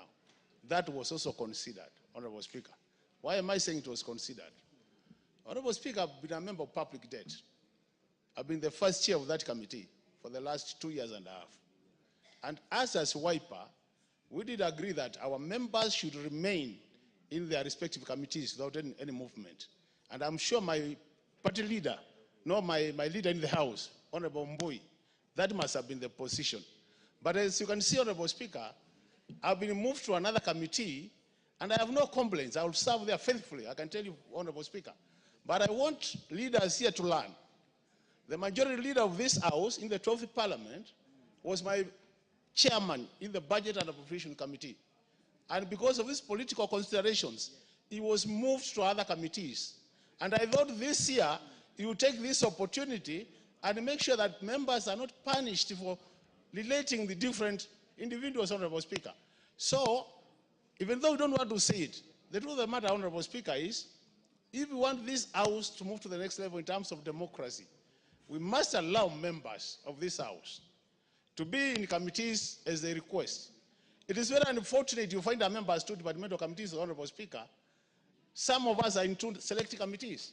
And I thought if they were to remove me from public debt, they should have given me a departmental committee so that I also have a chance to serve in a departmental committee. But you realize, Honorable Speaker, I'm moving from a select committee to another select committee, Honorable Speaker. So as I said, I'm not complaining, Honorable Speaker, and I will serve there faithfully, but all said and done, Honorable Speaker. Makali Mulu has a PhD in economics, And I thought I would serve better in public debates than I would serve in regional integration, Honorable Speaker. I don't want to go beyond that, Honorable Speaker. I will be voting for the motion, yes, but I want that to go on record on that matter. Thank you, Honorable Makalimulu. You have put it on record. Again, it's a good point being prosecuted in the wrong forum, because that point should be prosecuted in the court of Robert Mbuya and Millie Odhiambo and Junet Mohammed, not before the Speaker. Order, honorable members on their feet, take your seats. Bowen, take your seat. Today you are very, very mobile. What is the problem? Take your seat. The members standing at the back. Honorable members, since all I've been hearing are lamentations and not contributions to the motion, allow me to put the question at order number 9, which is that pursuant to the provisions of Standing Order 175, and further to the resolution of the House on 27 October 2022, this House approves the appointment of members to the respective committees of the House as specified in the schedule to the supplementary order paper for 5th March 2025 afternoon sitting, subject to the amendment at page 165, where the Honorable Orero Peter Ocheng MP, appearing at number 16, is replaced by the Honorable Irene Mayaka. As members of that opinion say aye. Aye. Will those of the contrary opinion say nay? Nay. The ayes have it. Honorable members, having passed that, you are obligated in the committees that have been reconstituted to elect leadership, chair and vice chairs, within 7 days. So this must be done on or before Wednesday next week. Tomorrow by 8 in the morning, the clerk is directed to release a schedule of meetings of the various committees so that you can be able to observe that schedule and meet as directed in the rooms directed, with the clerk and his team superintending over the election of the leadership of the committees. So be on the lookout for the communication to that, the select committees.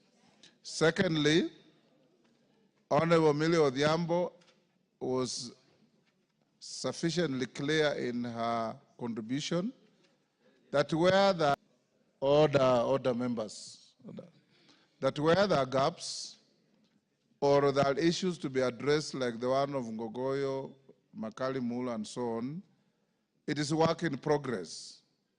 You can go back to your caucuses, to your leadership. You will be listened to. If they find merit in what you raise, then they will be able to discharge one member for another, as in the case of Ngogoyo, or do whatever replacements which they can bring to the notice of the Speaker, and as and when they come, we'll give them due process. So take this as work in progress, because these are dynamic processes. From time to time, we lose members to death, to court processes, and so on. And others have to come and replace them in those positions.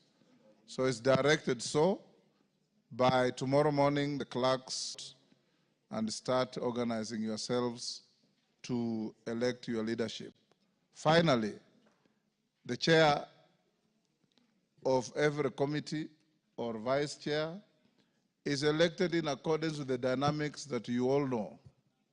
So go on and elect and give us leadership that will help this House. And those who will be elected chairs of committees and vice chairs, I beseech you, be the first to create quorum in the House at all times. To whom more is given, much more is expected. Those who are given that privilege to lead committees, be the first to arrive in the House, be the last to leave the House. Like I did tell you, you are truly here in my many years. The Speaker always found me in the chamber, and I followed the Speaker out of the chamber every single working day. And Honorable Kainan is my witness to this. Please try and give this House quorum to work. Thank you. Next order. Order number 10, motion, consideration of the 2025 medium-term debt management strategy. This motion will be moved by the Chair of the Liaison Committee, who is the Deputy Speaker. And we want to thank you for improvising our operations in the absence of the committee, Yes, thank you. for chairing the Liaison Committee and giving the House progress on our work. Go ahead. Thank you, Honorable Speaker. Honorable Speaker, I beg to move that this House adopts the report of the Liaison Committee on its consideration of the 2025 medium-term debt management strategy, laid on the table of this House on Wednesday, 5th March 2025, and pursuant to the provisions of Section 15 of the Public Finance Management Act 2012 and Standing Order 232A 7 and 8. And A, approves the 2025 medium-term debt management strategy and makes the policy and financial resolutions contained in this report.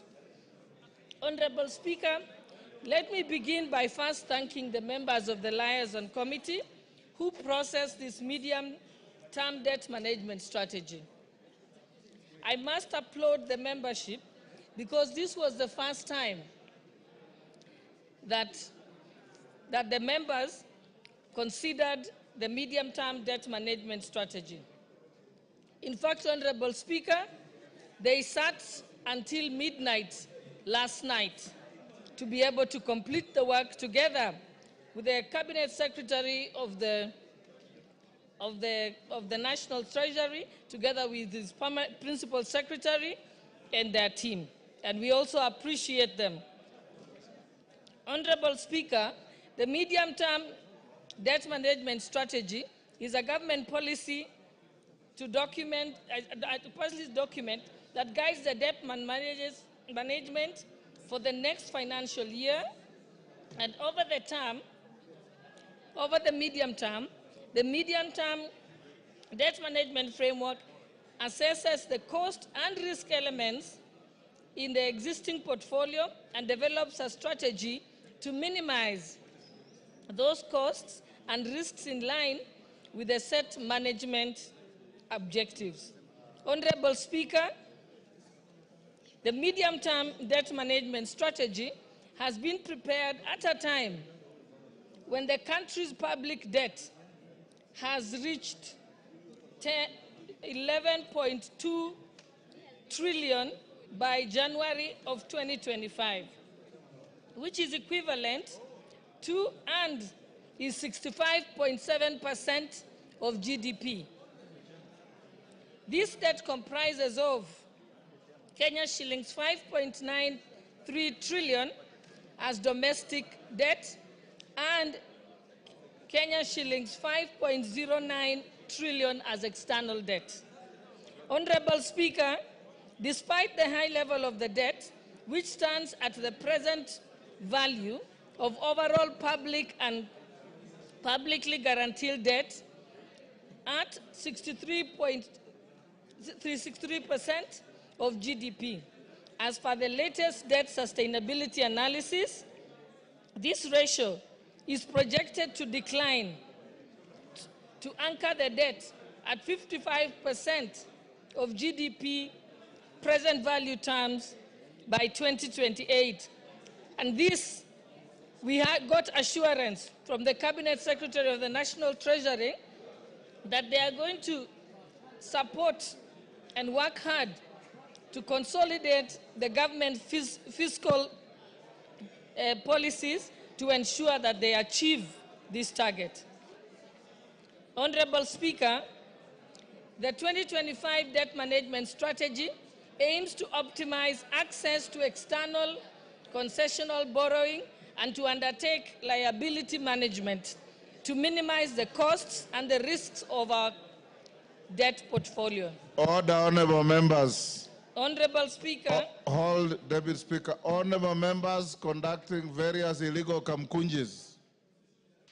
Madenge and your group, is that Honorable Madenge? Karemba?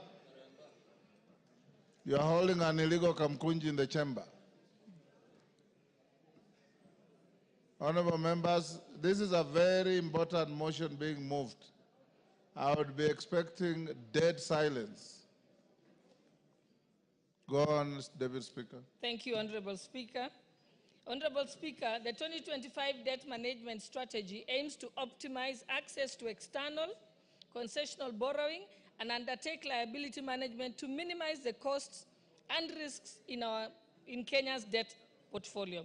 Honorable Speaker, the reason why external borrowing is relatively cheaper than domestic debt is due to the large share of concessional loans from multilateral lenders such as World Bank and our development partners.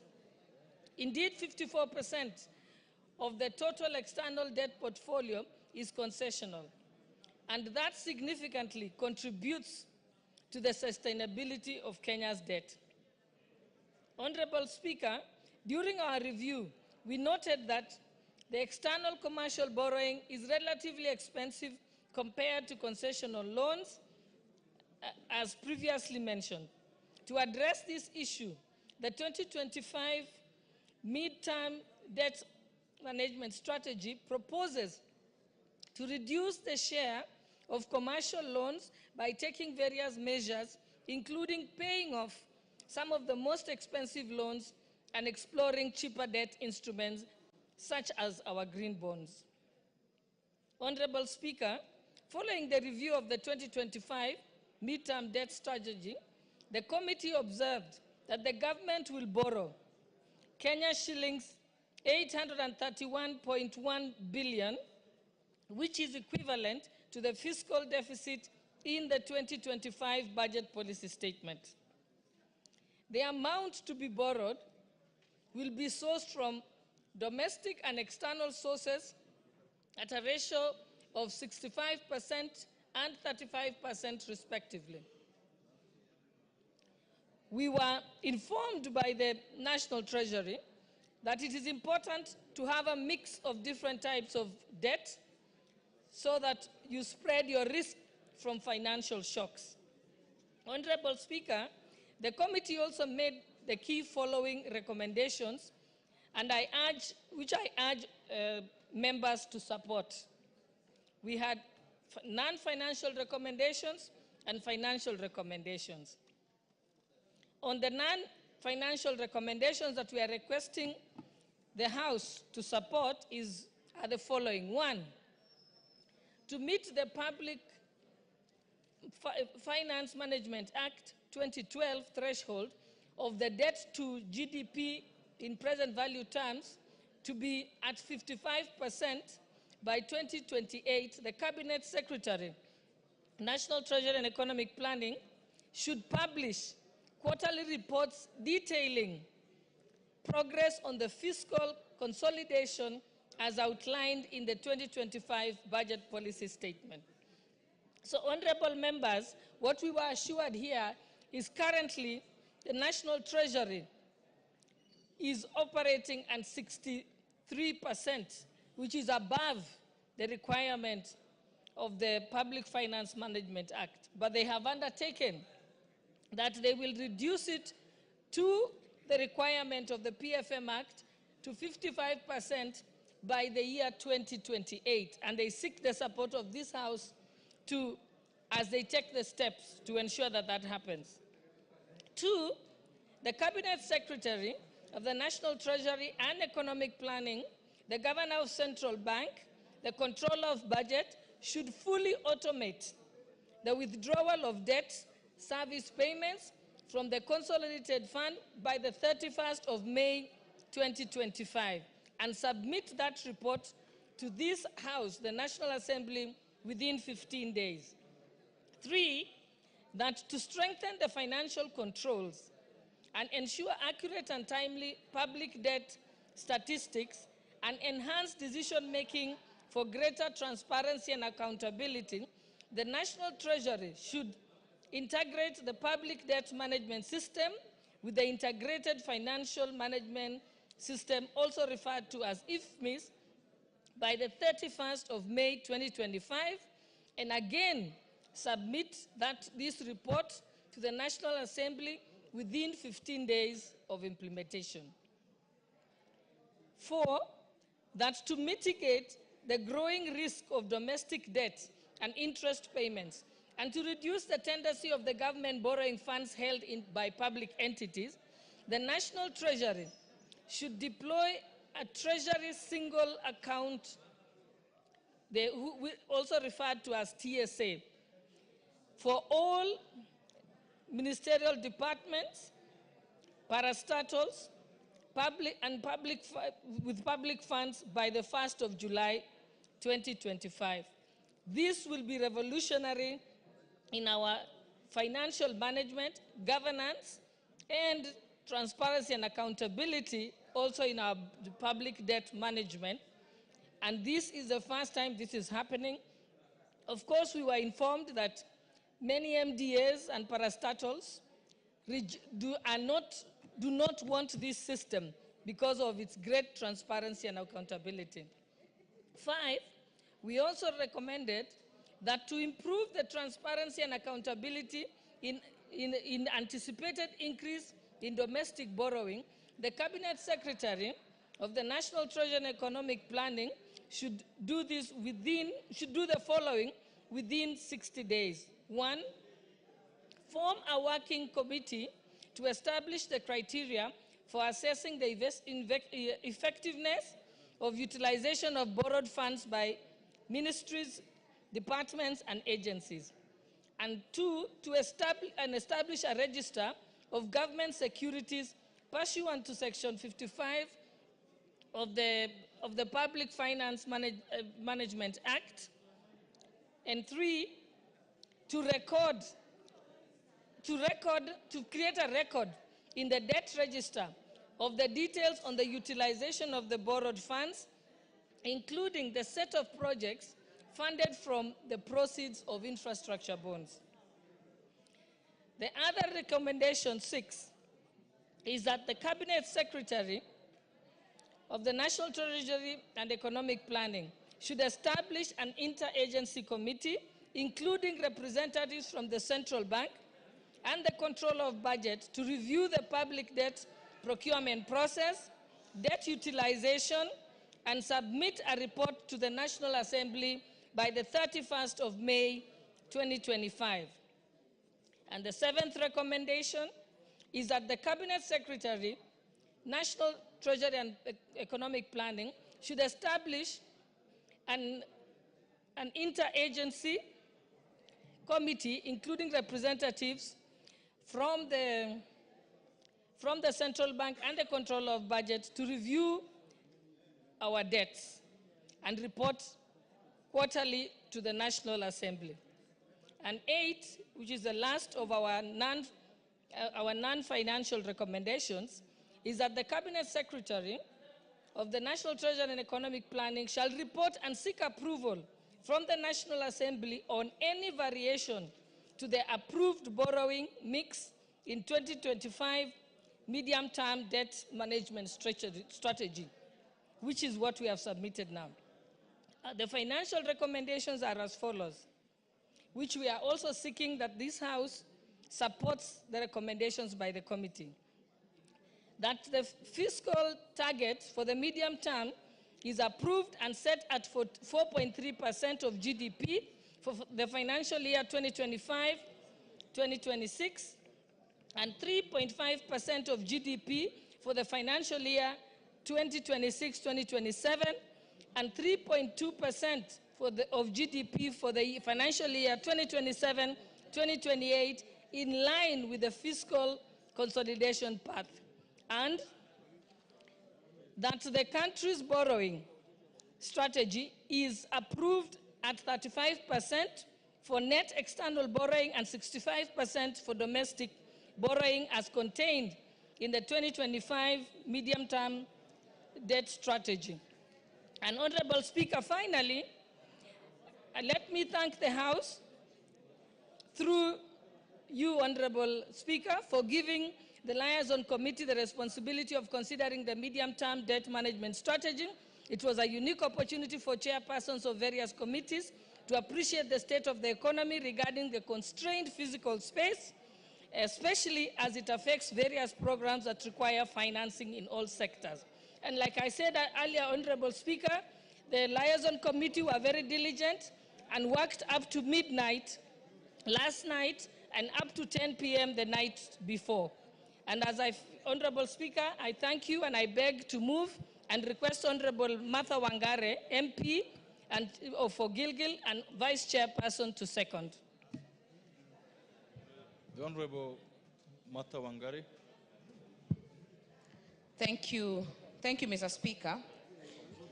Mr. Speaker, allow me to second this motion and this report, this medium-term debt management strategy, Mr. Speaker. And I also want to join my chair in appreciating the members of the Liaison Committee. Mr. Speaker, you realize this was not a usual kind of thing. Many of these chairs actually appear before the Budget and Appropriation Committee, but for the first time, they were able... Order, members, order. The Honorable Murugara, the Honorable Tindi Mwale, the Honorable Indikiri, the Honorable Maklap. Could you all take your seats? Could we consult in low tone so that we could hear the Honorable Member contributing? Mr. Speaker, thank you for the protection. I was saying, Mr. Speaker, for the first time, the chairs of departmental committees were able to interact directly with the MTDS, and more importantly, engage stakeholders on it. And Mr. Speaker, what that gave us is a unique opportunity to have a dashboard experience in terms of looking at not only your committee, but also the general overview in the country, Mr. Speaker. Mr. Speaker, we have also taken time to learn a lot of terms that we didn't know. I personally have realized, I used to think ATM is just automated teller machine. I've realized it has another new meaning, that it is the average time for maturity for debt, Mr. Speaker. But Mr. Speaker, what came out specifically, there are many issues and I know my chair has enumerated most of them, but I will just touch on some of the issues that were raised, especially... Honorable members, what you are discussing is a very important topic. I would wish that we hear the member in silence. Thank you. Thank you, Mr. Speaker. There is a lot of excitement. I would think it's because of the previous motion that has passed in the floor. So, Mr. Speaker, I will continue and say some of the issues that we have raised, we took time to meet with different stakeholders. We met with the Comptroller of Budget. We met with the Office of the Auditor General. We met the Ministry of Treasury until late last night. We also met and received a memoranda from other stakeholders, including, Mr. Speaker, civil society that wrote to us. We also got a written memoranda from the Central Bank of Kenya. Mr. Speaker, the issue of our debt has been a matter of discussion for obvious reason, because it also puts a strain in our management of our revenue versus expenditure, Mr. Speaker. The reason why it is heavy on our budget, Mr. Speaker, is because it has also risen over the years. Right now, we are speaking of 67%. We are speaking of actually 67.5 to the GDP, Mr. Speaker, against a recommendation and something that is actually put in law under PFM Act of 55% plus 5%, but with a date of 2028, Mr. Speaker. So one of the issues that we raised to the Treasury was to ask, what is your timeline in terms of ensuring that our debt is manageable and has come down to the recommended percentage? Mr. Speaker, the CS Treasury was very clear that it has actually been on a declining, and we are now at 65.7, but very soon, and he actually gave by 2028, we should be looking not at 55, but at 53%, Mr. Speaker. Mr. Speaker, the issue of fiscal deficit, that is the difference between government revenue and spending in any fiscal year, has been approved this year as at 4.3% of GDP, and it is estimated to be at 3.5% of GDP 2026, 2027, and eventually at 3.2% in 2027-2028. Mr. Speaker, the issue of balance of this debt in terms of internal and external borrowing was another matter that was very critical. It has been actually proven that we are actually relying more on domestic borrowing than external borrowing, Mr. Speaker. And I know the external borrowing has been termed to be higher and more expensive. That is why you'll see the rates will be different, Mr. Speaker, because during our review, we were able to realize that the average interest charged on domestic debt is actually 13.2% relative to the interest rate on external debt, which is 3.7%. That's becoming substantially more expensive. But, Mr. Speaker, the reason why external borrowing is relatively cheaper than domestic is also due to the large share of concessional loans from multilateral lenders, Mr. Speaker, such as the World Bank and our development partners. Indeed, Mr. Speaker, 54% of the total external debt portfolio is concessional, and that significantly contributes to the sustainability of the Kenya's debt. The other issues that members raised, Mr. Speaker, is the issue of the right application of debt, Mr. Speaker. What does that mean? What it means, Mr. Speaker, is that there is no single country I have had in the world that does not have debt. But the issue of where does this debt go is what Kenyans and many of our voters are actually keen about. They want to be sure if you are borrowing to build roads, which roads are these? If you are borrowing to do dams, which dams are these?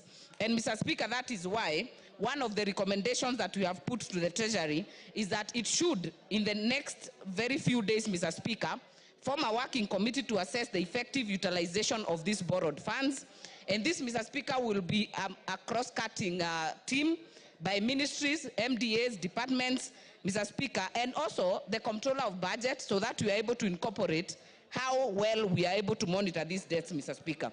The other recommendation, Mr. Speaker, will be that Treasury will be expected to record in the debt register the details of this utilization, Mr. Speaker. And that interagency team is supposed to do exactly that, Mr. Speaker. Mr. Speaker, by our engagement to the Comptroller of Budget, a very brilliant lady, Mr. Speaker, we were able to find out that some of our neighboring countries are doing very well in terms of managing their debt and even making this information available, Mr. Speaker, because our Constitution and Article 35 actually ensures that you are able to get this information very easily. So it shouldn't be so hard to know how much are we owing to which country and in what terms, Mr. Speaker. And the Comptroller of Budget, Mr. Speaker, in appearing before us, was able to give us a very interesting, in fact, she had just come from Tanzania, and she told us that in the United Republic of Tanzania, it was observed that the country has implemented an advanced and fully functional automated debt management systems integrated with cash management system. Mr. Speaker, I think sometimes as a country we get jittery in terms of getting efficiency, because I think we have the brains, we have the know-how, and we know what to do, Mr. Speaker. That we should have an automated debt management integrated together with IFMIS, Mr. Speaker. This shouldn't be so hard to ensure efficiency and to ensure that we are able to move properly so that we can account for our debt shilling by shilling. Mr. Speaker, the other issue that she told the committee is that Tanzania has also achieved a single treasury account. And Mr. Speaker, what a single treasury account means, it means that you are able to track the monies better instead of having multiple accounts across the place, Mr. Speaker. And Mr. Speaker, I know there has been debate, especially on the 222, that is the e-citizen, Mr. Speaker, and the one pay bill that is for government, Mr. Speaker. But that, Mr. Speaker, is a medium. It is not the account. The issue would have to one single treasury account, then we'll be able to track our monies and be able to see exactly where our debt is going. Mr. Speaker, I know time is limited and I see my light is on, but I would like to also appreciate our Parliamentary Budget Office, Mr. 1 more minute. Yes, just to wind up. Our PBO, Mr. Speaker, that is Parliamentary Budget Office, is quite key. And Mr. Speaker, even when we were doing these appearances, we were able to get staff members from Treasury, from the Parliament of Zimbabwe, actually benchmarking to find out how we do it, Mr. Speaker. So I want to appreciate all the teams, and Mr. Speaker, appreciate these members that sat long hours to ensure that we are here today. So, Mr. Speaker, thank you for the additional time. I second. Thank you. Honorable members, I now do propose the question that this House adopt the report of the Liaison Committee on its consideration of the 2025 medium-term debt management strategy, laid on the table of the House on Wednesday, the 5th March 2025, and pursuant to the provisions of Section 15.4 of the Public Finance Management Act 2012, and Standing Order number 232A, paragraph 7 and 8, A, approves the 2025 medium-term debt management strategy, and B, makes the policy and financial resolutions contained in the schedule to the order paper.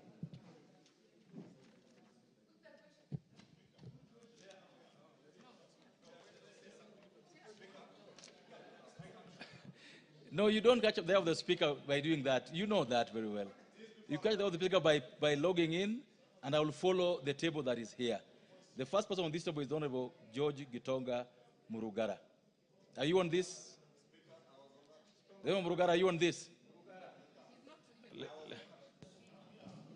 But the Majority Leader, I cannot see your card, Majority Leader. Thank you very much. Sorry, Mr. This chance, Murugara, your chance was lost because you're busy. So you allow the Majority Leader to go first, then you'll go after. Thank you, Honorable Speaker, for your indulgence. The Deputy Speaker is saying I never have a card. I usually have a card only that because of these crowds that were crowding here, I don't know who took the card. Honorable Speaker, I rise to support this motion on the adoption of the medium-term debt management strategy. And particularly, Honorable Speaker, I want to speak to a few things, policy propositions or policy resolutions that the committee has noted, which I fully concur with. And one is on automation, Honorable Speaker. And if you look at some of the policy resolutions, they say that the Cabinet Secretary from the National Treasury, the Governor Central Bank, and the Controller of Budget should fully automate the withdrawal of debt service payments from the Consolidated Fund by the 31st of May this year and submit a report to the National Assembly. Honorable Speaker, I want to support that because part of the problems why we cannot get accurate data on our debt indebtedness as a country is because we have not fully automated our debt management processes. Therefore, if you look at that together with the other proposal there, that in order to strengthen financial controls, we ensure accurate and timely debt management statistics and enhance decision-making for greater transparency and accountability. And again, they're asking that the National Treasury must or should integrate the public debt management system with the IFMI system, or the Integrated Financial Management System, again by 31st of May this year, and submit a report to the National Assembly within 15 days after the integration of the two systems. Honorable Speaker, it's become customary for this House to pass policy resolutions for enactment or for implementation by the National Treasury, and most of which they tend to ignore. And I want to tell them, Honorable Speaker, from these policy resolutions, there is reason and need to automate all our systems. And the integration of the IFMI system and the debt management system is critical in ensuring that we have accurate, timely data on our total indebtedness as a country.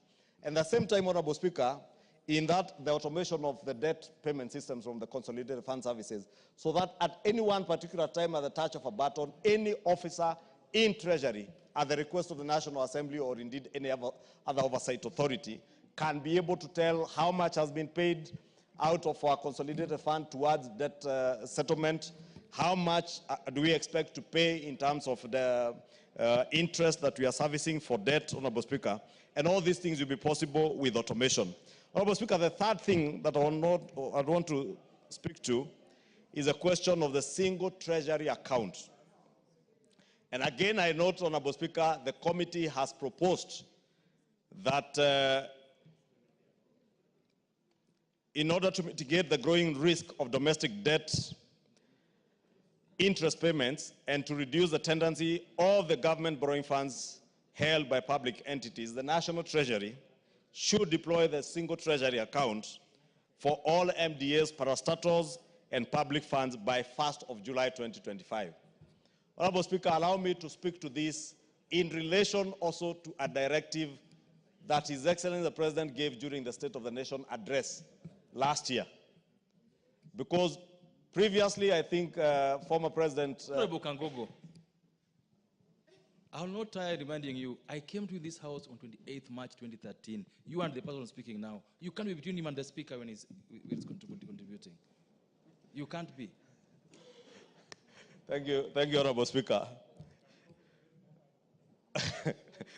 Honorable Pukosa says Honorable Kangogo is very mobile today. I do not know whether there are cows that have disappeared somewhere in Marakwet East. Honorable Speaker, I was saying, I think during the last parliament, the then President Uhuru Kenyatta, at one point also directed that the National Treasury does actualize the single treasury account, and this never happens. Now it has been done through a resolution of the House that National Treasury has no choice but to actualize the single treasury account. Honorable Speaker, His Excellency the President was saying during the State of the Nation address, directed that by the 30th of April this year, the question of public procurement must be sorted out through e-procurement and ensuring that e-procurement goes of the interruptions. Thank you, Honorable Speaker. 1 minute for the interruptions. I was saying that directive by the President has about another 1.5 months to go. The National Treasury must also, in line with the directive by the President, ensure that e-procurement becomes a reality at the end of this first quarter. And by the time the National Treasury is bringing their annual estimates at the 31st or 30th or thereabout of April, they must also report to the House whether they have made the e-procurement a reality, as they report by May 31st on the automation of the IFMI system and the debt management system, Honorable Speaker, and also the single treasury account, because if there is a place that has become an avenue for corruption, is the question of funds being held by MDAs, ministries, and state agencies going to solicit for bribes, Honorable Speaker, so that they can bank in particular banks. And that is where you find many MDAs, you find them queuing, bank managers queuing in state departments and parastatals. Many parastatals are holding huge amounts of money, Honorable Speaker, in bank accounts, earning small interest. And the same money then is given to government in terms of domestic public debt. There is no reason why we should be borrowing. Government should be borrowing its own money, and we must ensure that the single National Treasury account becomes a reality, so that even when we borrow money, Honorable Speaker, we are not borrowing our own money. There is absolutely no reason why an MDA should bank in a commercial bank, earn interest of 4-5%, then we go back as government and borrow the same money from the market at 11-12%, Honorable Speaker. It is not right, and we must ensure it does not happen. And I say this, I hope the Cabinet Secretary of the National Treasury, the Honorable John Buddy, who is a former member of the Budget and Appropriations Committee and a former member of this House, is listening to me, and the PS Kipto. They must actualize the single treasury account. The automation that the House is resolving through these policy resolutions must not just be talk and resolutions here, they must be actualized. And may I remind them, as the President directed, by the end of the first quarter, we expect to see e-procurement in place, as was directed during the State of the Nation address. I beg to support. No, before you sit, what will happen to them if they don't do it? Because this is not the first time we have this single account. What will happen to them if they don't do it? Honorable Speaker, it is not up to me to say what will happen to them if they do not do. But if the appointing authority has publicly pronounced itself... No. This is now going to be a House resolution. And the House resolutions, yes, Honorable Speaker, are in writing. These resolutions are given to the National Treasury upon approval by the House.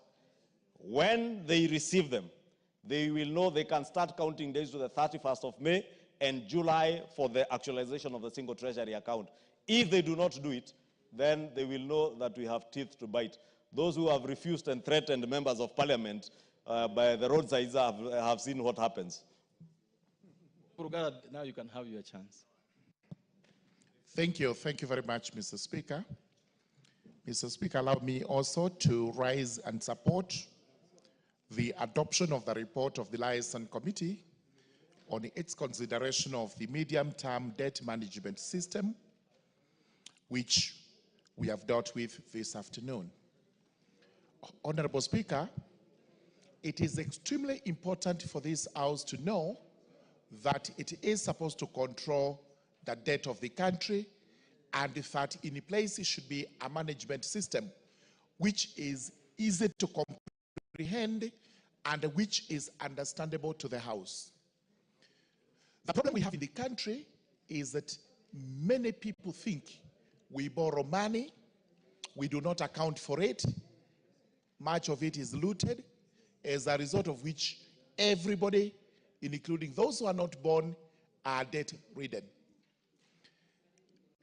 It is not true to say so, because when we listened to the officers from the Central Bank and the Ministry of Finance, the Treasury, actually there are systems regarding our debt system, and unfortunately these are not known to the country.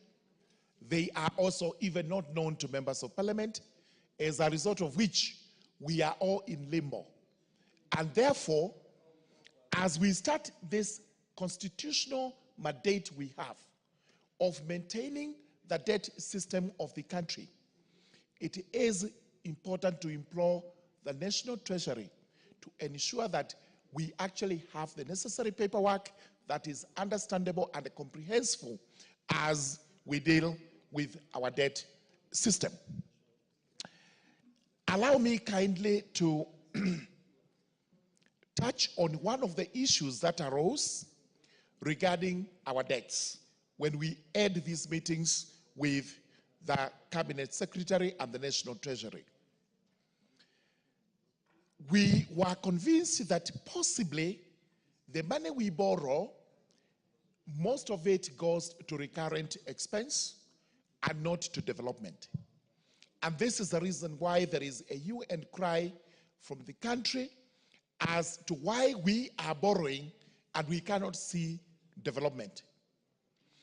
It was explained to us that if you borrow money and you do not use it prudently, then later on you would have two problems. Number one, the debt would be unpopular. Number two, you would not see the sense of repaying. And this is the reason why some countries default on their debt obligations. Therefore, it is vitally important for the country to know that yes, we are incurring debts, both domestic and external. But the purpose of those debts is to ensure that the country is better off than where it is. We posed one question: are there countries in this world that are debt-free? Because we felt maybe once upon a time in the future, Kenya would be a debt-free country. The specialists who are economists and financialists informed us that they are not aware of any country in the world that is debt-free. What they know for sure is even some developed countries are more indebted than developing countries, but they use their monies very prudently. Therefore, to improve transparency and accountability in the anticipated increase of domestic borrowing, the Cabinet Secretary, National Treasury should do the following. Number one, within 60 days, form a working committee to establish criteria for assessing effective utilization of borrowed money. Number two, record the debt register in details on the utilization of the money so that everybody who wants to know how a debt was spent actually has the information. With those remarks, I beg to support. The Member for Kitui Central.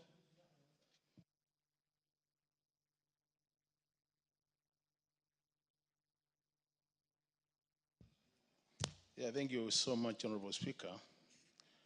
Honorable Speaker, on the onset, I want to start by thanking the Liaison Committee for a job well done. Honorable Speaker, it is always not easy to go through the medium-term debt strategy and come up with recommendations. So I've looked at the report, Honorable Speaker, and it really brings out very important issues in terms of managing our public debt. I would really want to focus on about 3 issues, Honorable Speaker, which have been captured in the report.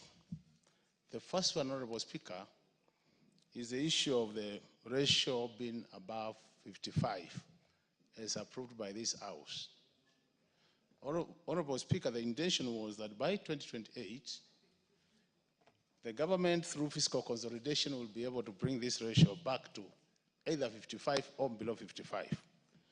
But the way things are, Honorable Speaker, I can say without any fear of contradiction that if we don't change our attitude, the way we spend our money as a country, we'll never be below 55, Honorable Speaker. So, Honorable Speaker, this is a matter the National Treasury should take seriously, as recommended by this report, Honorable Speaker, that we need to work towards bringing this figure below 55, Honorable Speaker. The second matter, Honorable Speaker, is the ratios in terms of domestic debt and external debt, Honorable Speaker. Honorable Speaker, the proposed ratio now is that external debt, Honorable Speaker, 65%, external debt 35%, domestic 65%, external 65%. That 5%, Honorable Speaker. Honorable Speaker, if you look at the statistics in terms of our debt repayment, and more so interest repayment, Honorable Speaker, you realize that the total interest paid per year, and the annual total interest paid, Honorable Speaker, even though the domestic debt is about 51% and external is in total about 49%, in terms of interest payment, Honorable Speaker, 70% of the total interest payment goes to domestic debt, while 30% goes to external debt. In simple terms, we are saying domestic debt is very expensive, Honorable Speaker. And if domestic debt is expensive, Honorable Speaker, the way forward to help this country would be to go slow on domestic debt and increase external debt. We know the challenges the country is facing accessing external debt, Honorable Speaker. But I think it is the responsibility of the Kenya Kwanza government, through Treasury, to make sure that they do what it takes to reduce domestic borrowing and borrow more from external, Honorable Speaker. In that case, we'll be helping the country. The third point, Honorable Speaker, is the issue of the single Treasury account, Honorable Speaker. This has become a song in this republic. In this House, Honorable Speaker, if you remember, me and you, we have served in the Budget Committee for a long time. This is a matter we have been talking for over 10 years, the issue of the single Treasury account. I always wonder, why can't we implement this recommendation that we make we make operational the issue of the single Treasury account? I see a recommendation talks about by July 1st, 2025. How I wish, Honorable Speaker, this time, this House will enforce that recommendation so that come 1st July 2025, Honorable Speaker, we'll be talking about a single Treasury account. There are so many benefits which accrue to that account, Honorable Speaker. And this country will benefit more and in a big way if we went that direction. The last one, Honorable Speaker, is the issue of digitization of our public debt. Honorable Speaker, the other day you saw in the papers that this country has been operating a manual system. Kenya, we pride ourselves to be the regional leader. You have heard the stories about Tanzania, the stories about Uganda. Our neighbors are doing better in terms of managing public debt. And the reason why they have gone digitally, Honorable Speaker, is to reduce issues of corruption. The more we remain on manual system, Honorable Speaker, the more we open wide doors for corruption. How I wish this matter is taken seriously and we move our public debt management to a digital system other than a manual system. With this many remarks, Honorable Speaker, I support this report. The Honorable Mutunga. Honourable Speaker, thank you very much for the opportunity to add my voice to this very important debate in support of the adoption of the Liaison Committee report on the medium-term debt management strategy for 2025-2026. Honourable Speaker, borrowing is a necessity and is not a bad idea, as many have spoken to it. And Honourable Speaker, rarely will you find countries that do not borrow, and even individuals who do not borrow don't grow very fast. So borrowing is really not a bad thing. Honourable Speaker, the borrowing strategy is anchored onto macroeconomic indicators as outlined in the 2025 medium-term debt management strategy. The strategy, Honourable Speaker, is backed by stable inflation rates. Kenya is experiencing about the lowest inflation rates since so many years ago, more than 10 years ago. On the other hand, Honourable Speaker, is also anchored on robust economic growth, which is averaged at around 5%. It's also anchored on the stable exchange rates, and we can clearly attest to the fact that our exchange rates are not bad. The shilling has strengthened to 128 to 129. It's between 128 and 130, depending on where you exchange or seek for exchange. Honourable Speaker, is also anchored onto favorable global economic conditions, which we may not have a lot to do or control, and also the strong revenue collection. This country has been doing very well in terms of revenue collection, and even if we are missing the point at some points, sometimes, Honourable Speaker, we are not missing the point by a great percentage. So the medium-term debt management strategy is also strongly based on the planned reduction of the fiscal deficit. The fiscal deficit being the difference between what we can be able to support and what we need to look for outside there. So the reduction basically, Honourable Speaker, harnesses the revenue collection, which has been really taken care of, while limiting unproductive expenditure growth. Let me very briefly, Honourable Speaker, talk to the fact that this year, or rather the 2025-2026 medium-term debt management strategy proposes that Kenya will borrow 831 billion shillings, which is the deficit between the total that we can collect and our budget, as it were. So the total projected borrowing, Honourable Speaker, at the local level, or rather local level borrowing or domestic borrowing, is projected to be at 65%. Yes, indeed, Honourable Speaker, many of us have spoken to this particular fact. It is expensive to borrow locally, but if you look at the medium-term proposals or projection, Honourable Speaker, it is projecting that Kenya will be supported, or rather will be borrowing about 45% externally, which brings down our borrowing to 55%, and that is within the acceptable limits. Honourable Speaker, that reduction is key because it will also come up with a lot of reduction in costs. When we try to examine what we are going to be borrowed from outside, Honourable Speaker, through concessional borrowing, we are looking at borrowing around 14%, semi-concessional borrowing around 3%, and the commercial borrowing out there as 8%. In order for that to happen, Honourable Speaker, certain factors must be put in place. And that is the reason why probably we cannot borrow externally a lot. We need stable exchange rates, which I've talked to. Macro fiscal variables that influence international credit must also be in favor, which will allow Kenya, therefore, to access external debts, Honourable Speaker, at acceptable rates. The better our credit rating is, the more cheaper, the more we can be preferred as a destination, and then the more we can probably, bargain.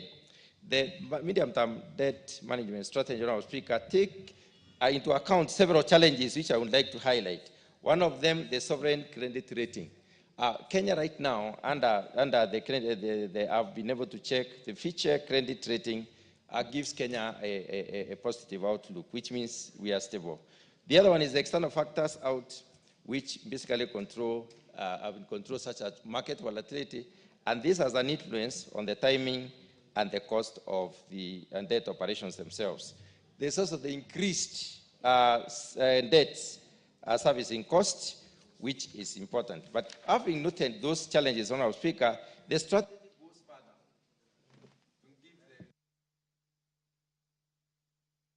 I'll give you 30 seconds. You don't have the whole... You can't highlight. You want to wind down. Okay, Honorable Speaker, let me write down by saying that the strategy indicates an approach to this strategy, those challenges. It doesn't just leave challenges or appreciate their challenges, it gives an approach to these challenges. First of all, centralizing a trade to a single trade repository. This will help us to better do price discovery, which will help us in preparedness. The other one is operationalize the sinking fund. And this, again, is going to help us to reduce risk of borrowing. And finally, the improvement of cash management, you know, which is also going to help us to basically contain the use of overdraft. And overdrafts are normally very expensive. And also, with the other strategy is to sustain fiscal consolidation, which is something that has been happening in this country and is moving towards the reduction of the public debt accumulation. Honourable Speaker, with those very few remarks, I wish to support adoption of the report. Thank you very much. Thank you. Member for Marakwet East.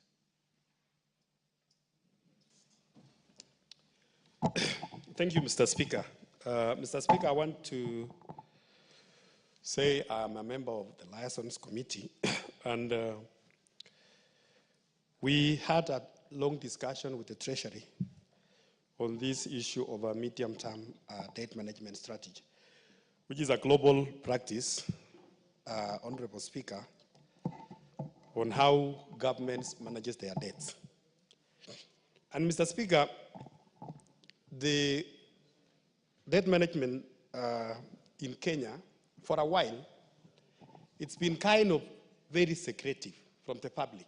And in fact, even many members of this House don't understand how it is being carried out there in Treasury. Mr. Speaker, what we observed is that the country states at this point is at 11.2 trillion,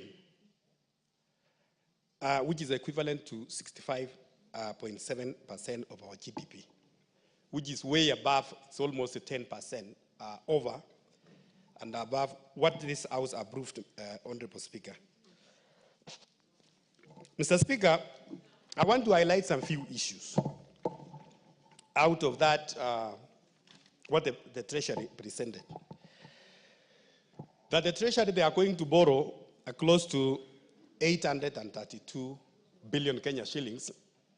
That is to close the deficit for the financial year 2025-2026. And they are going to do it in foreign and local debts, Honorable Speaker, in terms of 65% from the local and about 35% from the domestic foreign. Mr. Speaker, there is one issue which came out very clearly. That one, as a country, compared to other jurisdictions like in Tanzania and even in Uganda, number one, as a country, we don't have a debt committee as a country. You will find that our debts is just managed by some few individuals in Treasury. And we told Treasury yesterday there is need for the Treasury, the Central Bank, the Office of Controller of Budget. They must have a team, together with the Office of the Attorney General of Kenya. They must have a team which can manage our debts as a country. And number two, the Honorable Speaker, on the debt procurement. This is money we are borrowing. They must be subjected to a procurement process like any other procurement in the country. We have seen that we have a debt of 832, Honorable Speaker. Billion. Let Treasury go out and advertise through a public participation. They need to do a public participation and then procure in an open process. So that when we are saying that we are getting from our local banks, KCB, Equity, and this one, at what rate are we getting? Not that just some few individuals may be looking themselves in a room somewhere in Treasury and agree with some CEOs on how this borrowing is going to be done. Number two, the Honorable Speaker, we are saying that we need to digitize the whole debt management system. We have a very robust system, which is the IFMIS system, Honorable Speaker. The IFMIS system is running as a single government payment system, but it is not integrated with the government payroll system. It is not integrated with the government pensions system. It is not integrated with the procurement system. So we want to see, because this is the one single payment entry, we want to see that the government payroll system is integrated with IFMIS so that to do away with the cost workers.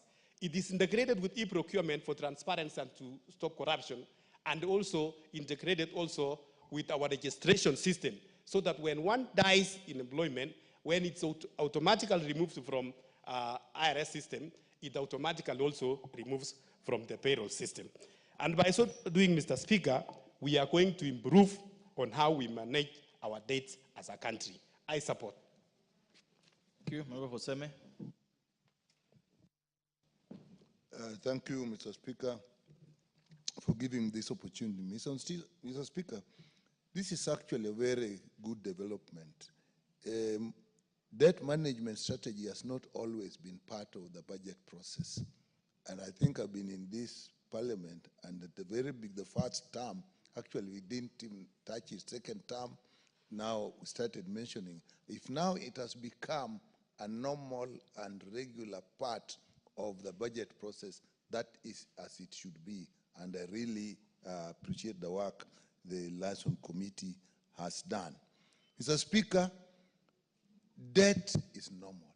Borrowing is important if we have to grow, we have to have development, we have to improve infrastructure, and in that process, you will actually generate jobs, generate businesses, and so you need the debt. Even at personal level, you can never grow if you do not borrow.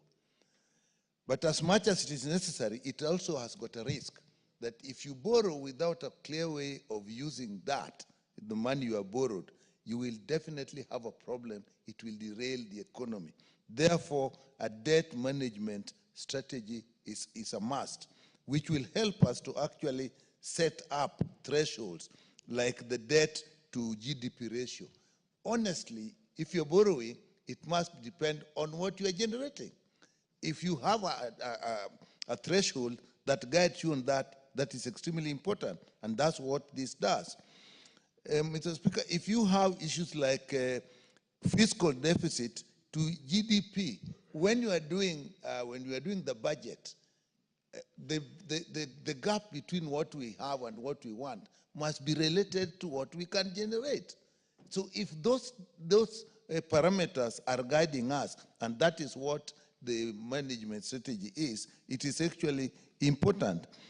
And if you have a threshold between external and domestic debt, we may think that the bigger problem is external debt, but domestic debt is a problem on its own. One, it crowds out borrowing for local businesses. Two, the interests are more expensive. So in the end, it hurts you. So if you have a clear criteria that we do not go beyond this ratio, I think for that, I think we should have this. And now I like the recommendations that actually have come out here, that the automated debt management system. I mean, if you have an automated system, Mr. Speaker, it will definitely reduce graft.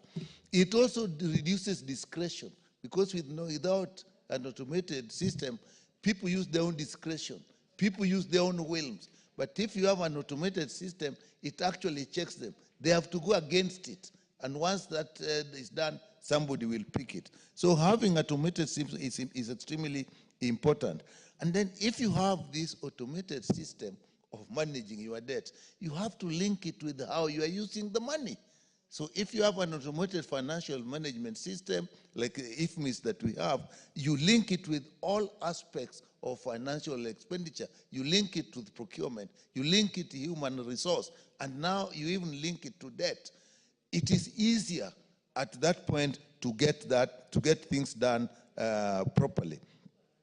And Mr. Speaker, I like the recommendation of having Treasury single account. It is ridiculous that actually you are borrowing your own money because your other agencies are banking in the banking, and you go to that same bank and you borrow. So you are actually borrowing your money at a higher risk. And so that is something I really think is a good thing. And if we develop, we also establish criteria as recommended here of assessing effective utilization of the borrowed money. That is as it should be. So with that, Mr. Speaker, I support this and I recommend the committee for coming with this, and it's something which may be part and parcel of our budget process. Thank you. Okay, Member for Yatta. Thank you, Mr. Speaker, for allowing me to contribute to the report from the Committee of Liaison. Mr. Speaker, borrowing is not a problem, but the problem is you borrow money and you waste the money.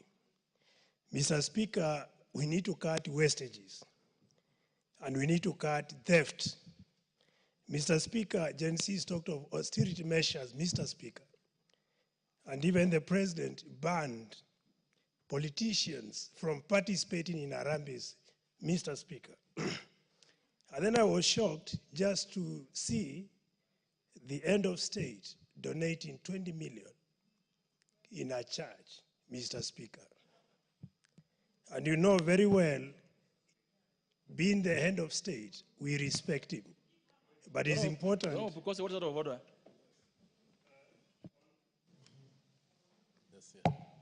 Honorable Speaker, we are discussing about the medium-term debt management strategy, which is before the House.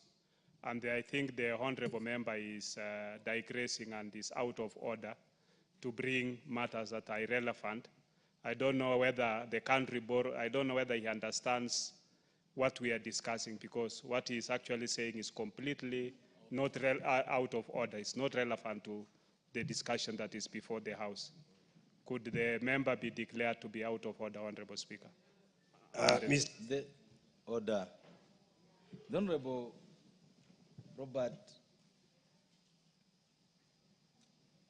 your namesakes.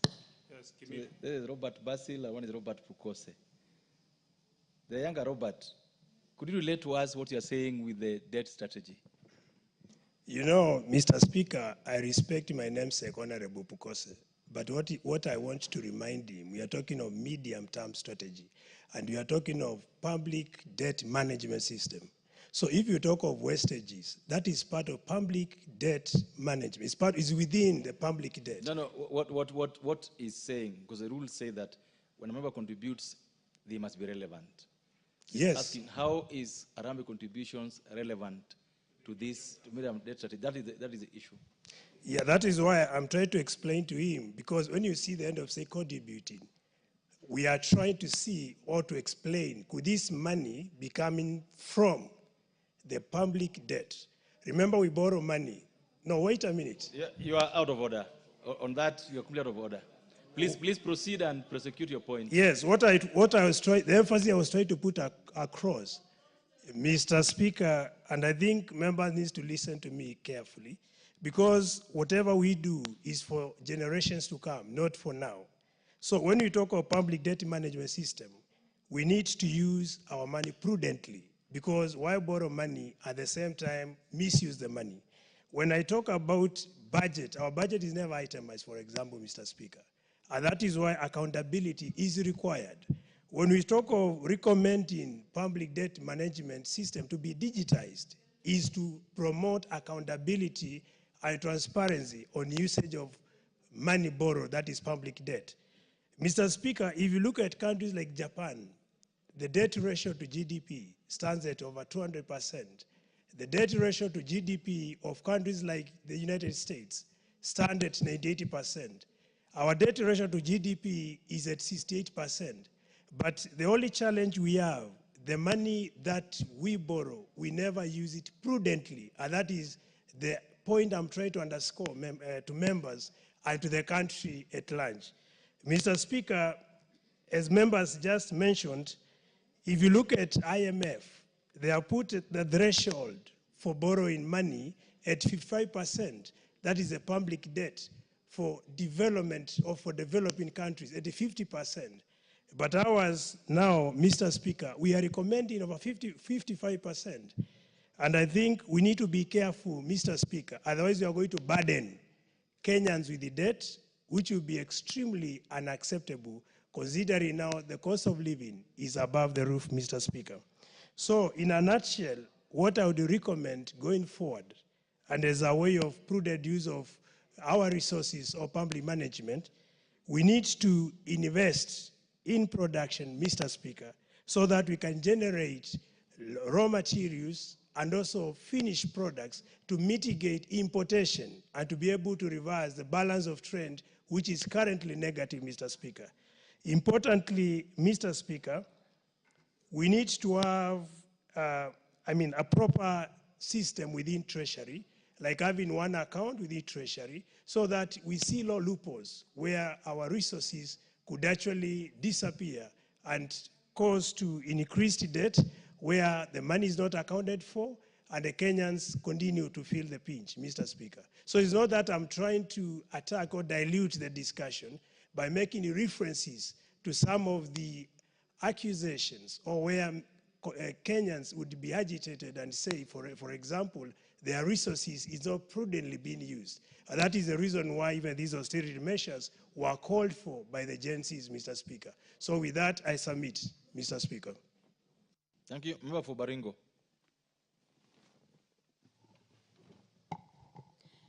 Thank you so much, Mr. Speaker. And once again, I also want to join members who have spoken before me in supporting and wading my thoughts into this medium-term debt management strategy of 2025.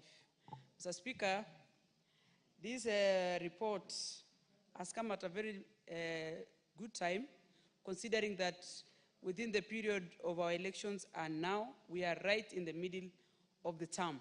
And this, as a report shows the growth that we have so far undertaken through our economy.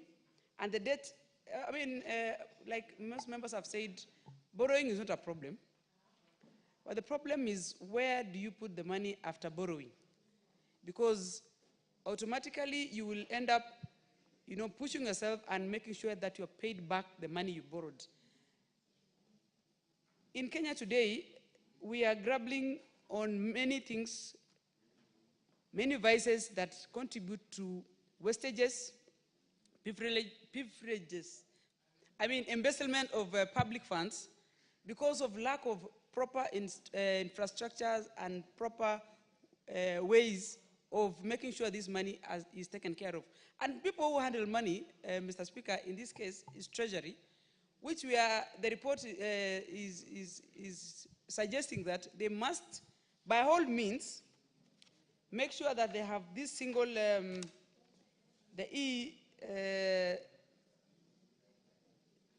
single source of making sure that all the MDS and all parastatals use one channel to, in their, as a single, I can't see the channel to make sure that they are utilizing the money that is given to them.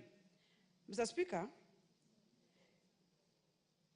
many times I think we lose and don't understand where exactly is the problem coming from when we say money has been mismanaged. But the people who do this work, specifically Treasury, these are people, and someone told me one day that the people who are actually causing most of the corruption in this country, sometimes people think it's politicians, are the people who sit and draft budget lines and give recommendations on what to be budgeted at the end of the day. And these are the people who decide how much debt is borrowed and where this money goes. And when we take care of that single entry, we will be able to curb most of the problems that we have here today. And the interagency committee, as the report indicated, should be enhanced so that we are able to take care and curb most of the problems and the corruption that is a runaway in most of these ministries. Also, we need to check on the public servants who are career civil servants many times, who have worked in these departments over and over, probably up to 10 years, to 20 years, because there is a possibility of budgeted corruption because of the position they sit. They know how much that is needed, but they are the ones who control the budgets because they know, they draw the budget lines. And this is where, if we, as the National Assembly, we will do our oversight to make sure that this report is acted upon to the latter. Thank you, Mr. Speaker. Thank you. Member for Tinderet. Thank you, Mr. Speaker. Mr. Speaker, I rise to support this report by the Liaison Committee where I sit as a member. And more importantly, this report is very important because it actually gives strategies on how to manage our debt on the medium term strategy on debt management. Honorable Speaker, this is a policy document which all countries around the globe have. And it is a policy document that has been initiated as a result of world financial crash occasioned by huge debt burden. Across the globe, and even in our homes, in even institutions, we have debt. And managed debt, Mr. Speaker, is very risky, it is costly, it is expensive, it actually depresses economic development. In effect, this particular document or this particular strategy is very good, and I want to laud the National Treasury for having come up with this particular document. The document looks in detail. One, that we actually need to have a detailed report or quarterly reports on the progress on the fiscal consolidation as outlined in the 2025 budget policy statement. Mr. Speaker, the budget policy statement of 2025 is a policy document giving direction on how our budget this financial year, 2025-2026, will go. It gives a direction. This particular document is going to form part of the annexures to that particular report, the budget policy statement. But the report that we have in this particular medium term also gives us how can we manage our debt. Our debt has grown over the years, Mr. Speaker. It has grown from about up to now around 11 trillion shillings. And this one is supposed to actually be managed. In managing debt, Mr. Speaker, we need to know where do we borrow from. If we borrow externally, it means the pool of monies is large, and therefore the loans are going to be cheaper. If we borrow locally, two things will happen. One, we shall be competing with the private and the individuals, and therefore make the interest move up. And two, depress the economic development, the overall development of our economy. By so doing, that's why when you look at this debt, the one we have, at 65 domestic to 35 external, actually it is wrongly skewed. We actually need to have borrowed more externally and borrow less as a government internally, so that we allow wananchi and institutions to borrow within and therefore bring the interest down. Honorable Speaker, we also need to know that why do we borrow? We need to borrow to account. We need to borrow to make sure that any money that we borrow, we need to see it in roads, electricity, we need to see it in terms of health facilities, we need to see it in schools and every other facility that we are borrowing for. That's why in recommendation number 3, the integration of debt management system with the integrated financial management system, or IFMIS, by that 1st May, is very laudable.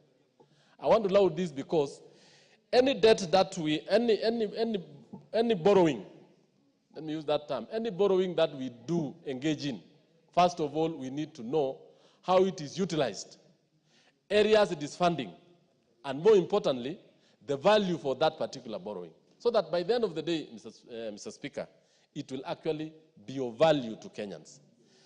Mr. Speaker, the other recommendation which I want to really laud is where many of our institutions, for example, the state agencies, do bank in our local banks, then the national government go and borrow their own money. This one we need to stop. And I want to laud the National Treasury for actually coming out very clearly on this. And it has been recommended that the National Treasury and the central bank should ensure that we ensure that that particular item be actually stopped or be actually looked into. Lastly, I also want to say that we need to digitize and make sure that our borrowing is digital.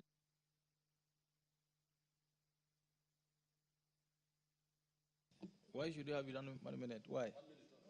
Why? Okay, 1 minute. Yes, thank you, Mr. Speaker. I was saying that because all the itemized loans that we have, we need to actually integrate them into the financial systems so that even as we procure for loans, and I want to allow what the member for Marakwet is said, it has to be public, it has to be public procured. No loan should actually be procured by 2 or 3 people in the National Treasury and agreed upon without understanding the consequences and the risks involved in it. So the general public has to know it, everyone has to know it, and what are the measures, how expensive or how cheaper it is for the sake of our country. I support, Honorable Speaker. Thank you. Thank you. Member for Funyula. Thank you, Honorable Speaker. As required in the Constitution of Kenya and the PFM Act, at the commencement of any financial year before then, the National Treasury must lay before the House a public debt management strategy. Honorable Speaker, the only concern and fear we have always had, Honorable Speaker, that many times the budget, the debt management strategy that is always presented in the House here might end up just being an empty ritual, just a matter to placate the provisions of the law and to make people, Kenyans, believe that the government is serious about managing debt, which has never been the case. Honorable Speaker, how does debt arise? It's very simple. You budget what you want to spend, you look at the revenues you have or you can collect, the deficit you have to borrow. It therefore then means, Honorable Speaker, that as a country, we are living beyond our means. We are living beyond our means because if our revenue threshold is this level, we should make all attempts, Honorable Speaker, to then undertake programs and projects that are within our means. Granted, in a private sector, debt is always cheaper than equity. But in public sector, it's the reverse. Debt is more expensive than locally generated revenue. So, Honorable Speaker, if you look at the report presented by the Liaison Committee, this is what it reads. Under paragraph 8, a review of the implementation of medium-term management strategies since the year 2020 revealed that there has been a consistent deviation from the approved debt management strategy in the actual borrowing. So, Honorable Speaker, it means 2 things. One, the treasured mandarins just bring the document to this House for the sake of it, to comply with the law. Secondly, they deliberately mislead the House, knowing they are not unlikely to achieve, so they can benefit some local banks and some international donors or lenders for their own personal need. So therefore, Honorable Speaker, the country suffers due to incompetencies, ineptitudeness, or basic greed of the people who are in charge at the department. Honorable Speaker, in the financial year 2023-2024, the actual ratio... The member of Funyula is making his... What is out of order? Honorable Speaker, when he was speaking, I did not interrupt him, yet he was saying so many things I didn't add. Order. Mr. Speaker, the member of Funyula is completely out of order in the sense that, Mr. Speaker, the fact that this paper has been prepared adequately well, and we've given timelines in which the National Treasury is supposed to make sure that they adhere to what we are saying as a liaison committee on the medium-term debt strategy. Then the member is just saying it is lies, it is for the sake of the others. Yet we are waiting. If they will not comply with it, he's out of order because he's actually giving false lies that this paper is for the sake of the donors. Yes. And he'll debate using his own words, not yours. Yes. Go ahead. He's debating and he'll debate. Honorable Speaker, Honorable Medley says he sits in the liaison committee. The report is here. What I'm reading here is what they have actually commented in paragraph 8. It's not my own making. It's not my words. Unless you signed a report you didn't read. Honorable Speaker, how is that possible? Honorable Speaker, and they're saying, Honorable Speaker, in this report, again, our debt ratio to GDP is already at 63%, yet the PFM Act says 55 plus 5. So, Honorable Speaker, are we dealing with illegality here? Is the committee responsible dealing with illegality here, sanitizing the illegality here? Are they just coming to Parliament for the sake of sanitizing illegality? Honorable Speaker. And Honorable Speaker, even the report gives a very dim view of the prospects in the future. They say the primary drive of the rising debt stock is the persistent fiscal deficit, influenced by significant infrastructure development needs, increasing debt servicing costs, and exchange rate fluctuations. So, Honorable Speaker, I would have really expected the committee would have gone out of their way to synthesize, discuss, and explain to us how do they... The member for which wants to inform you. Do you want information? No, I don't want to be informed unless it's a point of order, Chair. Honorable Speaker, you see the power to be informed and the standing order lies with me to accept or not. Unless it's a point of order, then it should be in order, but not point of information. Okay, go ahead. Honorable Speaker, we will allow the Honorable Member for Vinyula to finish his. Yes, we will have to. Honorable Speaker, I hope you will account for the interruptions that I'm given my points to conclude. Honorable Speaker, the issue of public debt in this country has been at the forefront of the discussion for long. And the truth of the matter, Honorable Speaker, public debt in this country is deliberately understated. That's the truth of the matter. Honorable Speaker, even if you went to any office and asked, give me a schedule or a register of public debt, nobody knows. I sit in Public Accounts Committee, and some of these things that come up will shock you, Honorable Speaker.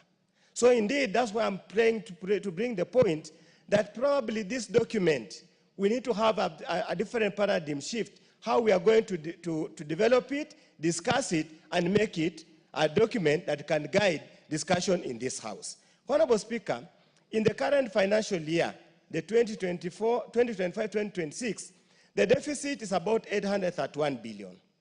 Again, how would you have a deficit? It's almost a third of your budget. What kind of budgeting is this? Honorable Speaker, domestic will be about 540 billion, external 290 billion.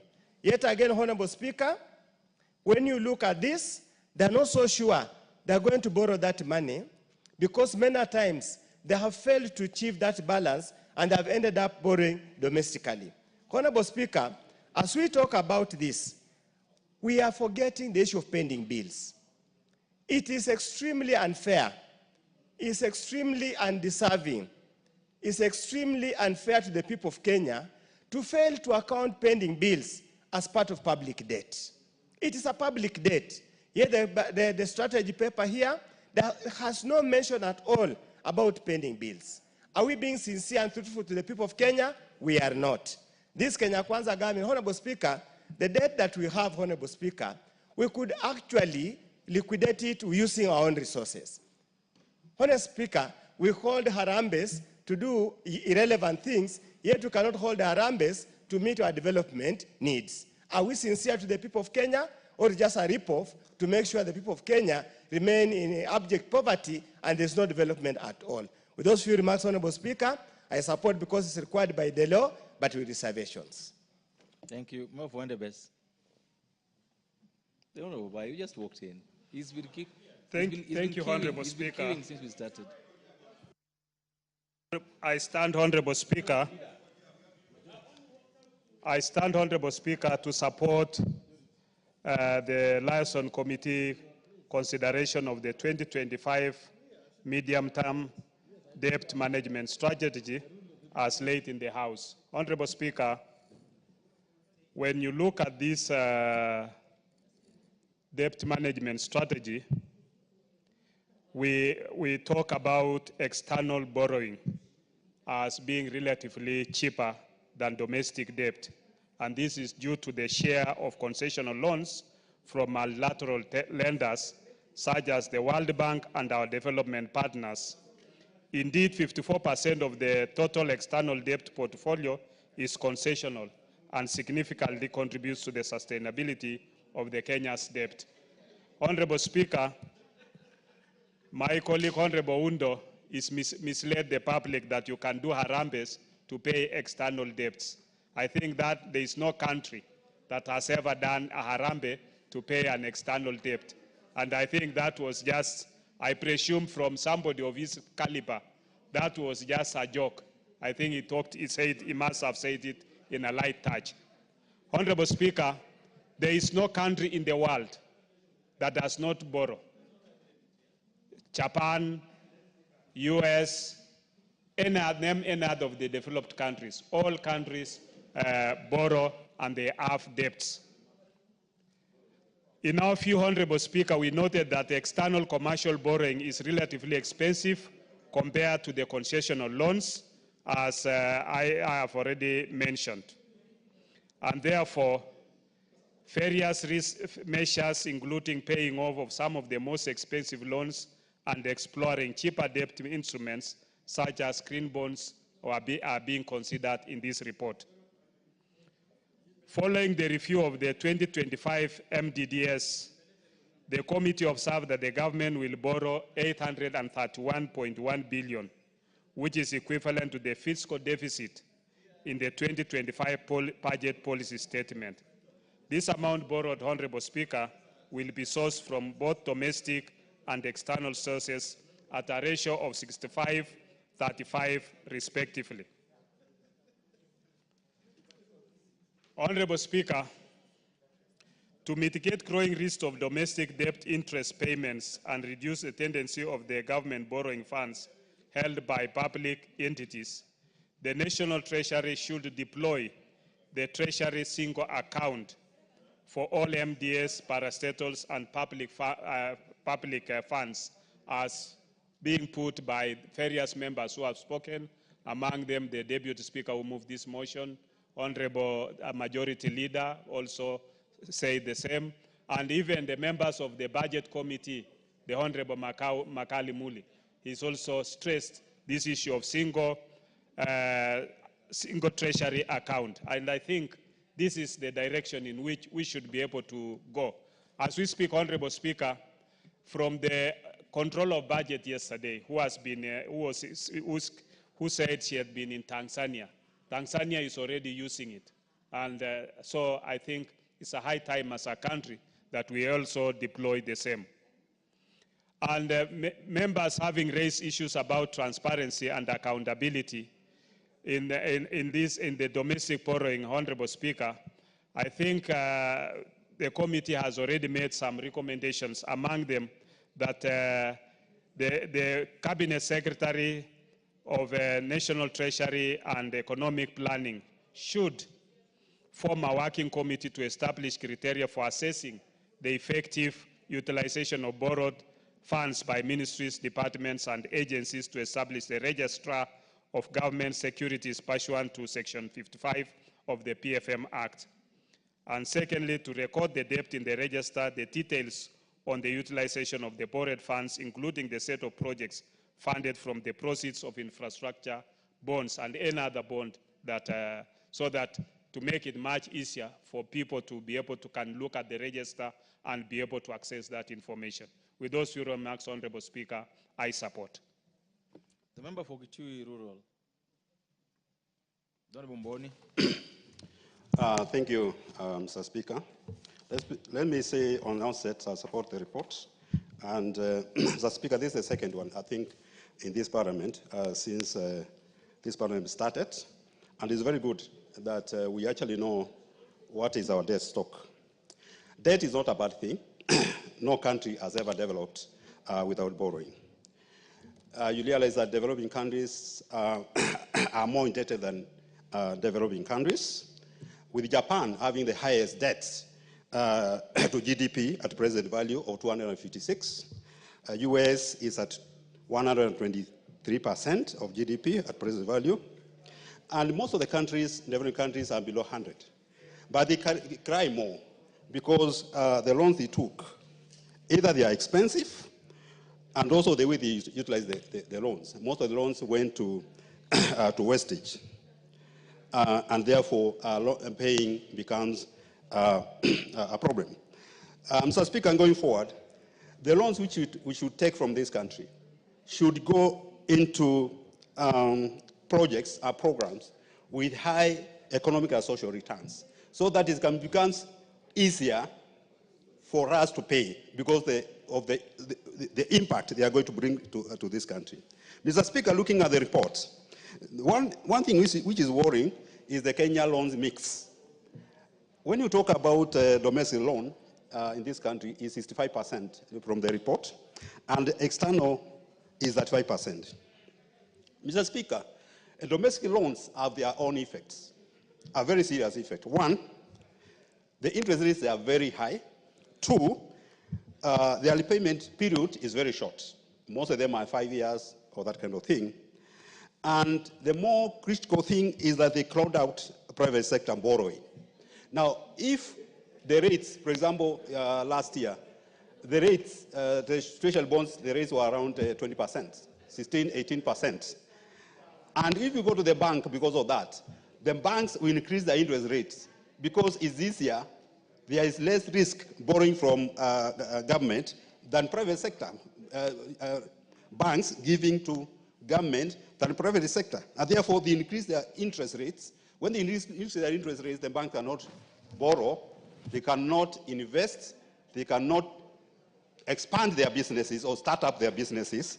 And that has a serious effect on economic growth. Mr. Speaker, we need to move to more concession loans, which are have low interest rates and long repayment periods, so that at least we can benefit from the loan and desist from borrowing. Mr. Speaker, how did we find ourselves in this situation? One thing is the way we do our budgets. We are always having a budget with high deficits. The moment this parliament approves a budget with a deficit, you are already approving borrowing because the deficit has to be financed. So we need to move, and the deficit stands around 17% of our budget. So we need to move more to balanced budgets so that we reduce our borrowing. The other thing we need to do is to reduce the use of Article 223. These are provisions in financial management, which are really been misused by Mandarin's treasury. You realize that every year we are spending on this article, using this article, between 100 and 200 billion per year. You know, this is money which is not budgeted. And immediately you spend that kind of money, you are also affecting the projects which are budgeted for. Mr. Speaker, it's a pity that some withdrawals on debt payment are done manually. Last week we met with the control budget, and she was saying that she's approving 115 payments, debt payment every month, every week, actually every week. And some of them are done manually. And she has not really time to go through all those payments. So I think it's important for this recommendation that is to actually automate withdrawal of debts so that at least we can have, we increase our accountability on debt repayment. Mr. Speaker, the other thing is fiscal consolidation. This is a song which I've sung for so many years, and it's high time we strictly follow fiscal. 30 seconds. It's high time we strictly implement fiscal consultation so that we can reduce unnecessary trips, hospitalities which are in our budgets, and general wastage which we have been facing. Mr. Speaker, the single treasury account of our FDS. I was reading somewhere last week, and the money which we are collecting for affordable housing. That money, affordable housing, it has earned 2 billion shillings from government securities. You know, because if we have fiscal, this single treasury account, the government is going to have money to use without paying interest. So this is something which we need really to implement, and the treasury should not actually be telling us when they are going to implement. Implementation should have been yesterday, not even today. Thank you. Member for Cliffy North.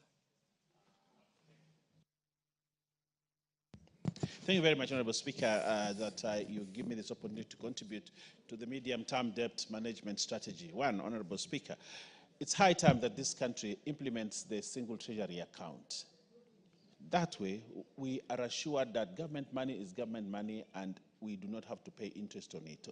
First, Honorable Speaker, there are times when you have government actually borrows its own money, where you have money scattered in different banks.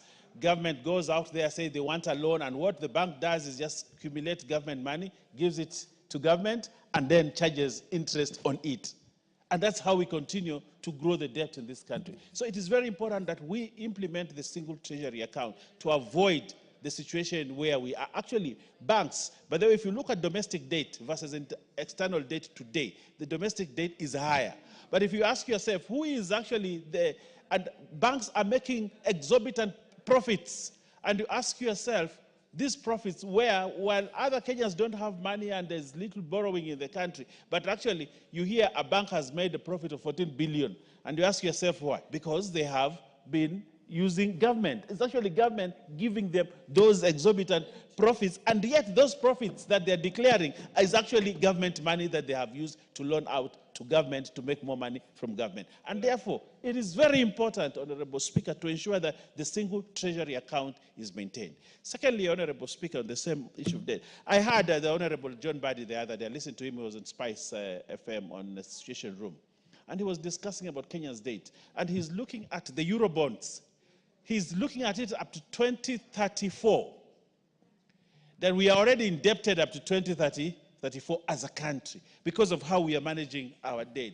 That what we are doing... 2036. 2036, actually, 2036. If you look at it, Honorable Speaker, what we are doing is we dig a hole to cover another hole, then dig a bigger hole to cover another even deeper hole. And yet looking at the many projects that are in this country, you have a lot of incomplete projects that you cannot take propriety on, and yet we have borrowed. Yesterday, if you looked at what Citizen was airing, and you're seeing that the country has borrowed 6 billion. The project went halfway. It was not completed. Then now, for you to complete, you have to borrow. So the cost of the project goes up by like 30% because of the delay. But for you to get that 30%, you have to borrow for you to be able to complete a project that should have been completed 3 years ago. What does that mean? We cannot manage our debt because of delay on projects or being overambitious on certain projects. And therefore, managing Kenya's debt will be a challenge. Look at the many projects that were abandoned because they were started all over the country during the previous regime. Very many projects were started. Now, this country is trying to look for money to finish those projects. But the cost of that project ab initio is different from the cost of project 3, 4, 5 years down the line. So what happens? Government incurs cost. Actually, what government has done is that you have a project that was actually initially supposed to be completed in 1 year for 6 billion. But it is being completed in 3 years at 12 billion, double the cost. Honorable Speaker, that is one thing that we must do in terms of starting projects. When we are starting projects, we must start a project that we must finish. Otherwise, we'll continue to borrow to cover projects that are unfinished. The third thing, Honorable Speaker, is where we borrow from commercial banks. You know, these Exim banks and all that, instead of multilateral or bilateral loans. We have been hit very hard by commercial loans, Honorable Speaker, as against multilateral and bilateral. The multilateral and bilateral loans are cheap loans, things that we should be going for. But what we have seen is people have preferred to go for commercial loans that are very, very expensive. And the more you delay on it, they accrue interest, and Honorable Speaker, it becomes very difficult to manage. I do not know at what time we will really get hold. Lastly, Honorable Speaker, if you allow me, if you give me 1 minute, lastly. In the previous regime, there are institutions that were used to borrow money. And you ask parastatals, you know you have a debt that was incurred on your behalf of 100 billion, but you don't know how that money was borrowed, and that money never came to us. How are we going to manage that? So, Honorable Speaker, as we consolidate all these things that we are looking at, we need as a parliament to put our foot down and say every coin that must be borrowed be sanctioned by this House. If this House starts sanctioning the loans that we are borrowing, Honorable Speaker, we'll get hold of our loan portfolio and we'll be able to manage the debt of this country. I thank you. Well said. The Honorable Member, this is Honorable Irene Mayaka. Thank you, Honorable Speaker. Honorable Speaker, I also stand to support this particular report because, Honorable Speaker, this, first of all, is within its time that we need to discuss this particular report. But having said that, Honorable Speaker, I've looked at the strategy that has been presented by the committee and some of the recommendations they have given. Like, for example, the fact that we now want to automate the system and integrate it to IFMIS. I think this is something that is way beyond time. It should have happened sooner than this. But all the same, it's still a very good idea. The only caution I want to throw in there is when we are doing this integration, let's not immediately grandfather the current manual system until we are certain that this actually works. Because the danger of doing that is if you integrate the two systems and it doesn't work, then it throws you back to square one. Also, Honorable Speaker, I have seen another recommendation that even as we are implementing this, that there'll be close scrutiny and monitoring on a quarterly basis for this particular report, which again, Honorable Speaker, is very important because when you do that, we will be able to tell whether or not it is working. We'll be able to tell whether or not the new ratios that are being suggested as being introduced in terms of increasing the domestic borrowing vis-a-vis the external, we'll be able to tell whether or not this is actually working. And where I'm coming from, Honorable Speaker, with that is because I have seen that one of the recommendations is that it includes a close look at the proceeds of the infrastructure bond. Honorable Speaker, what we need to be aware of, and the reports that we also need to be furnished as a House, is the reports of how our infrastructure bond especially is doing in the local market. We need to know the extent of borrowing that local investors, Kenyans, are actually doing, so that we are able to know whether or not this is working. I have seen the introduction of also some of the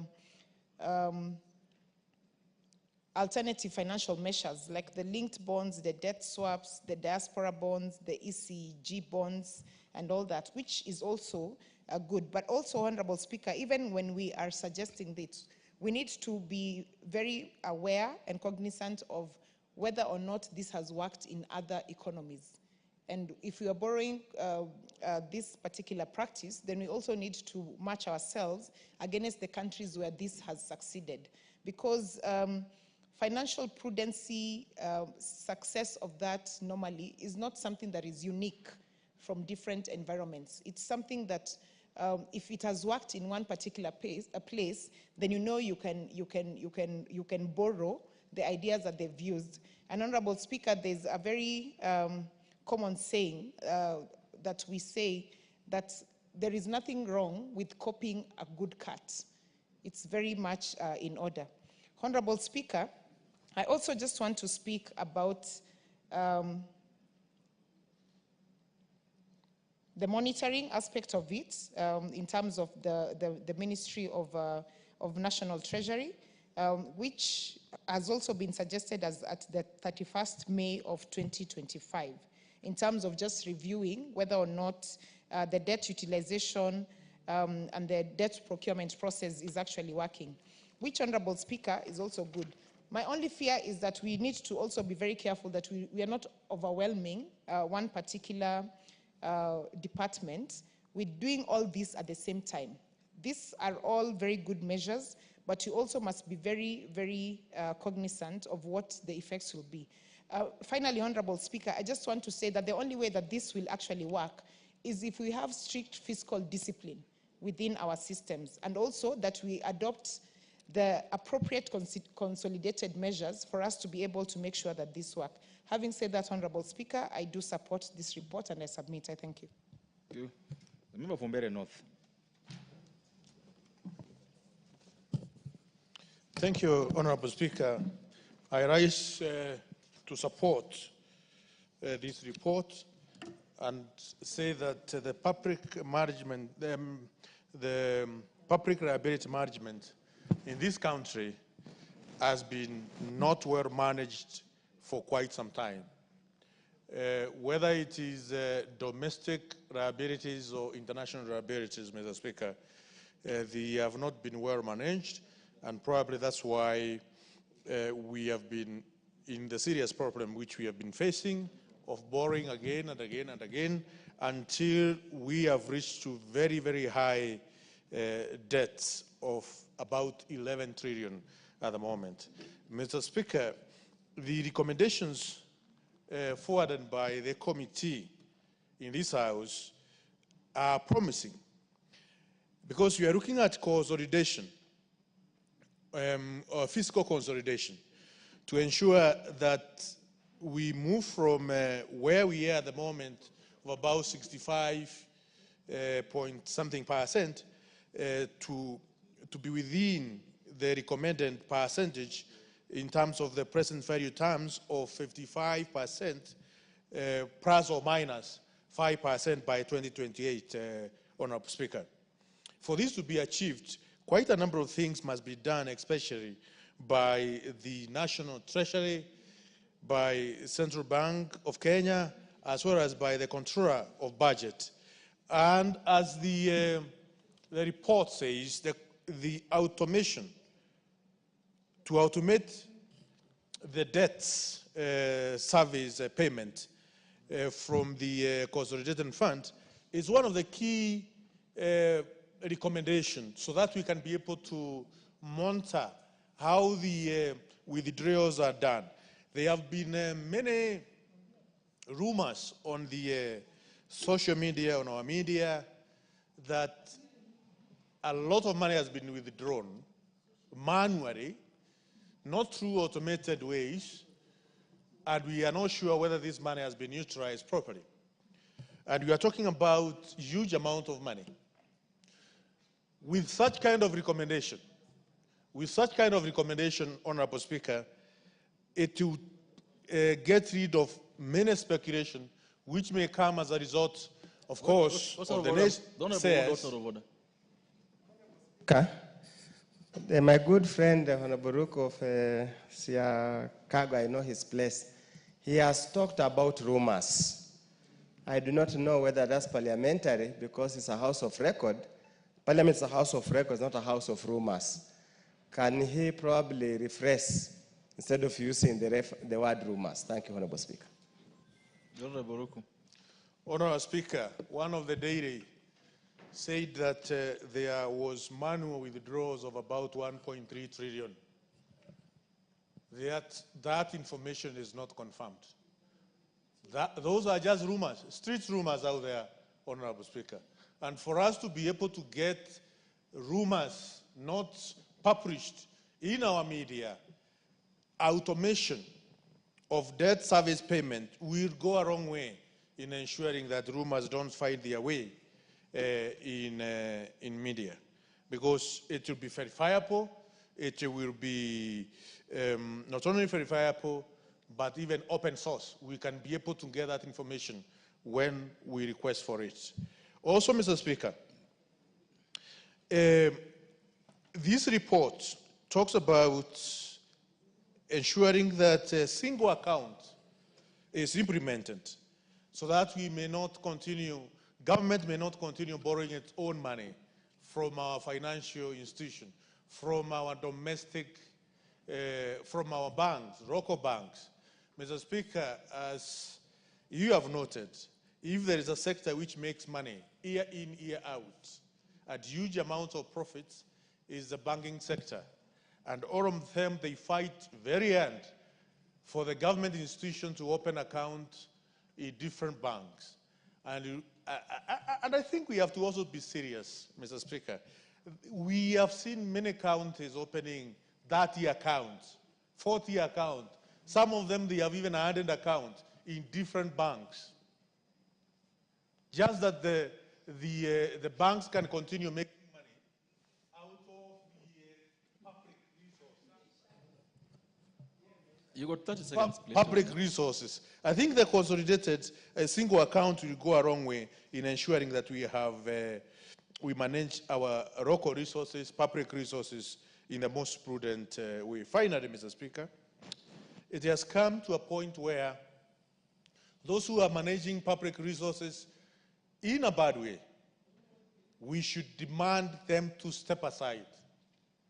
In case we have a report, and there are many reports in this House, where public resources are mismanaged by senior government officials, it is high time for them to step aside, as we used to see during Kibaki administration.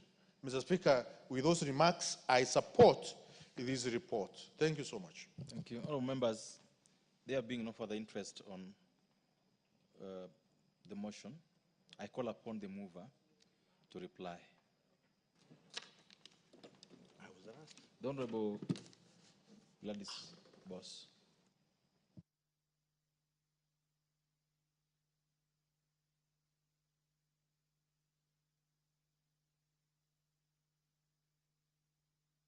Okay, thank you. Thank you, Honorable Speaker. And before I proceed to reply, I would just first want to thank all the members who have contributed very enthusiastically to this particular motion. I think this shows great interest, and as we know, it's the first time in Kenya that we now have a midterm debt management strategy that is brought to Parliament. If you remember, prior to 2021, this was not the case. So we have made progress as a country that as legislators, we are interested in knowing the levels of our debt, the way they are being managed, and the utilization, and also to know how much at any particular stage as we undertake the budget policy statement, and also as we prepare to have the budget and appropriations bill. But I also want to use this opportunity to say that I think some members actually thought that it was a gloomy picture that was painted. But I must say that listening yesterday to the Cabinet Secretary for the National Treasury and Economic Planning, Honorable John Badi, I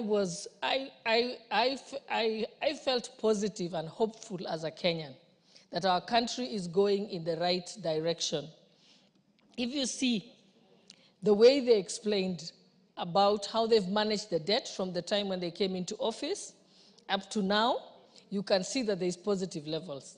And we also must commend him because he took his time to explain to us that, and also admit that, yes, it is not at the prescribed 55%. But he went on to say it's at 63, we admit, but this is the strategies that we have to put in place to ensure that we bring it back to 55. And they have a very clear roadmap of how by 2028 it will be back at 55. I think I would have been worried if we had a situation like used to happen before, where we didn't even know what levels we are.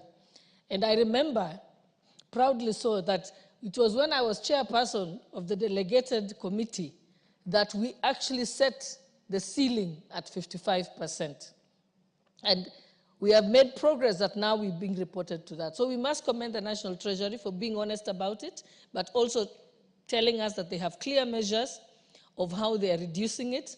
but also agreeing that they will bring the results, the updates at specific times on dates that we agreed on.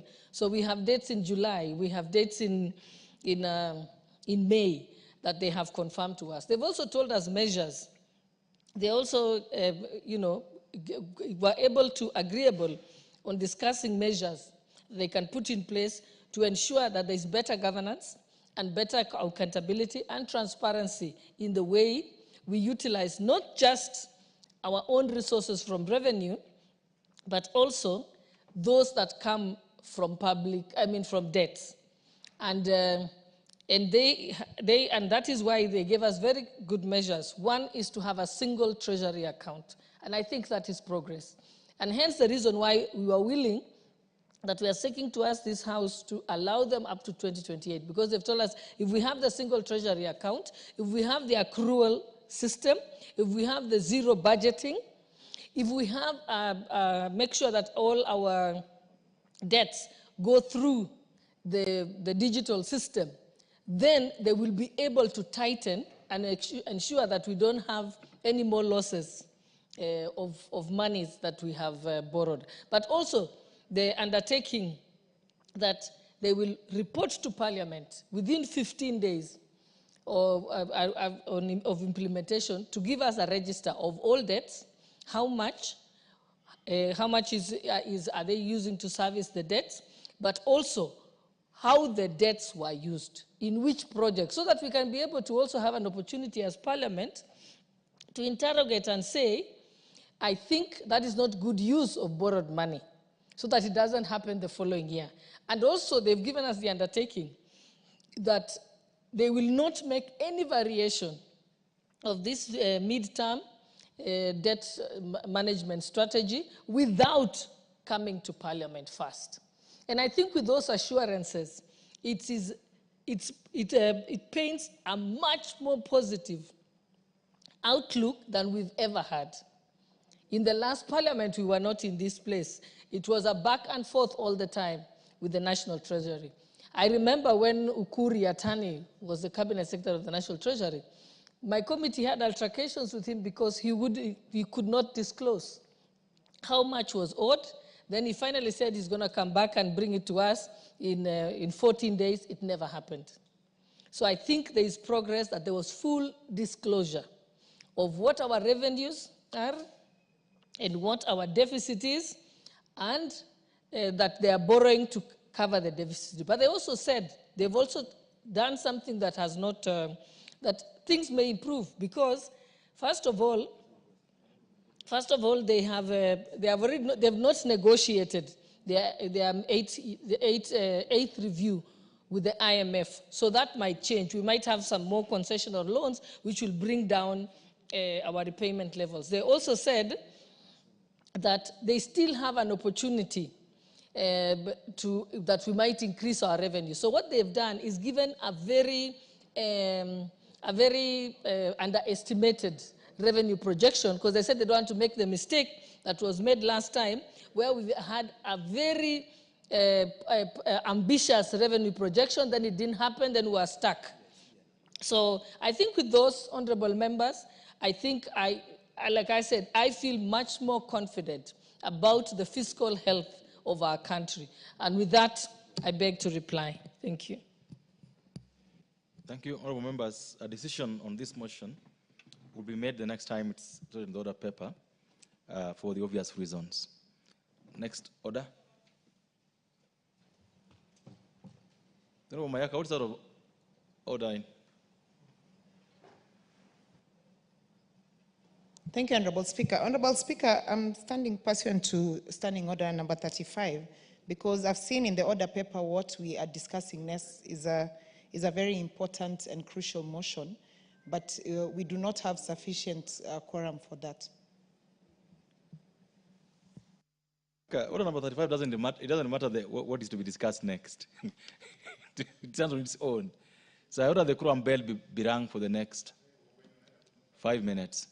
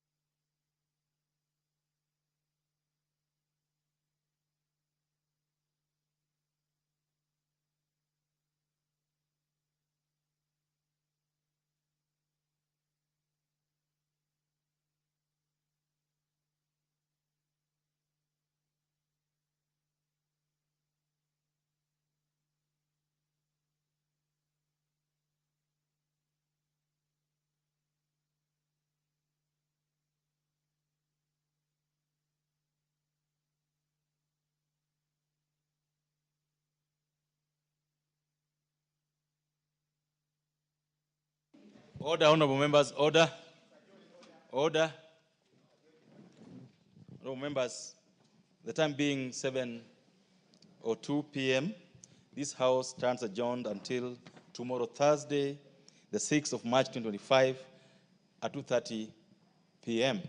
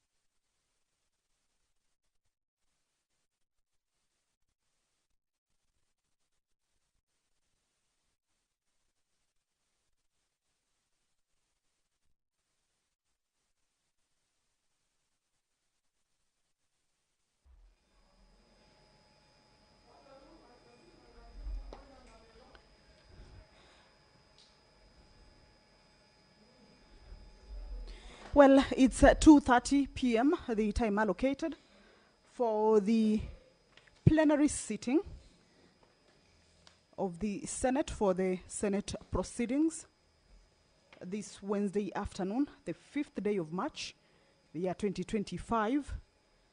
This is a broadcast of the Senate proceedings, streaming live from the Parliament buildings in Nairobi, Kenya. And this is a broadcast that is brought to you by the Parliamentary Broadcasting Unit in partnership with the Kenya Broadcasting Corporation. A warm welcome to you as you join us for these proceedings. Good afternoon. My name is Kamchemenza. That is the Senate chambers. Members have already started making their way into the chambers. That is Senator Chute and Senator Miraj already in the chambers. More members, of course, will be making their way into the chambers. And of course, the speaker, the procession for the speaker will also, in a short while, also make its way into the chambers. But as the senators sit this afternoon, let's take a look at the business they will be transacting, and pursuant to provisions of Standing Order 53, paragraph 1, where senators can seek statements from various standing committees. This afternoon, the Honorable Senator for Marsabit County, Senator Mohamed Chute, who you can see is already in the chamber, will seek a statement from the Standing Committee on Land, Environment and Natural Resources regarding the status of construction of boreholes in Sagante, Dakabaricha, and Kitururuini in Marsabit County. I can also see Senator Dan Manzo already in the chambers. The Senator for Taita Taveta County, Honorable Jones Moruma, pursuant to provisions of Standing Order 53.1, will also seek a statement from the Standing Committee on Labor and Social Welfare. This is with regards to the status of statutory deductions for employees of the county government of Taita Taveta. The Honorable Jones Moruma will also seek a statement from Standing Committee on Finance and Budget. And this is with regards to the utilization of the National Government Constituencies Development Fund, one that is commonly referred to as NG-CDF, allocation for constituencies in Taita Taveta County. Also, the Senator for Nandi County, Honorable Samson Cherarkei, will also seek a statement from the Standing Committee on Energy. This is with regards to the unsettled electricity bills owed to the Kenya Power and Lighting Company by county governments. Senator Cherarkei will also seek a statement from the Standing Committee on Energy regarding the alternative revenue streams for the Kenya Power and Lighting Company. Senator Mandago is also in, Senator Mundigi, as well as Senator Wakili Hilary Sigei. The House is about to commence its sittings for this afternoon. Time allocated for the sitting is 2:30. So members are getting to the chambers, are ready to transact the business that is lined up for consideration this afternoon. We're just waiting for the Speaker's procession to make its way into the chambers, and then also see whether the House has raised its quorum. If it has, by the time the prayer is said and the chair taken, then the business of the day or the business for this afternoon will begin. If the quorum is not present, then we shall do a quorum bell for more members to be able to make their way into the chambers. That is the mess. And behind it is the Speaker of the Senate, Honorable Amason Jeffa Kingi. He will be presiding over this afternoon's sitting. Allow me to hand you over to this live broadcast brought to you by PBU in partnership with KBC. Good afternoon. My name is Kamchemenza. Tuombe. Ewe Mwenyezi Mungu, twakusihi tutazame kwa neema nyingi na baraka sisi watumishi wako ambao umeridhika kutuita kwa nyadhifa za uongozi katika jamhuri hii yetu. Tukuomba utuwajalie tuyatende na kufikia mambo yote yatakayofikishwa mbele yetu kwa njia ya haki na uaminifu, ili kustawisha amani, ufanisi na heri ya nchi yetu na wale ambao haja zao umesikabidhi mikononi mwetu. Amen.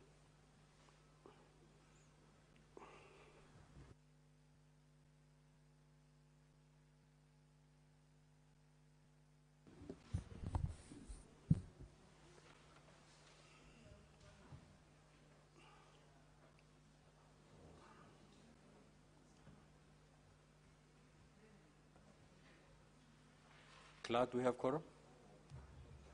Sergeant at Times, kindly ring the quorum bell for 10 minutes.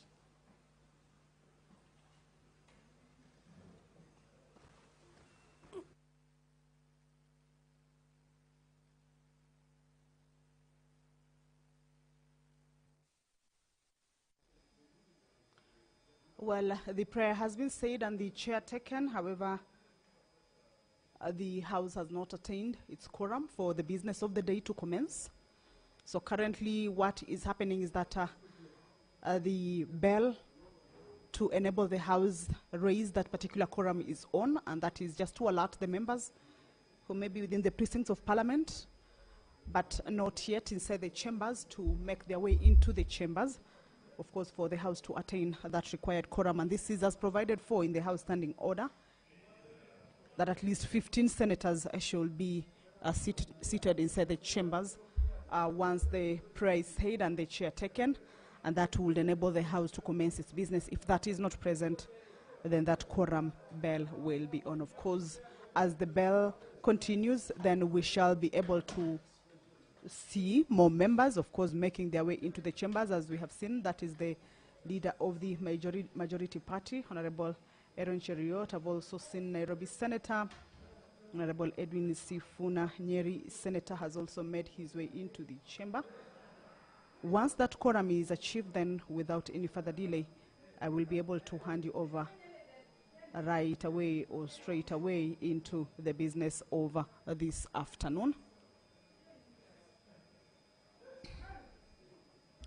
The Senator for Nandi County, Honorable Samson Cherarkei, will also seek a statement pursuant to provisions of Standing Order 53, Paragraph 1, and this is from the Standing Committee on National Security,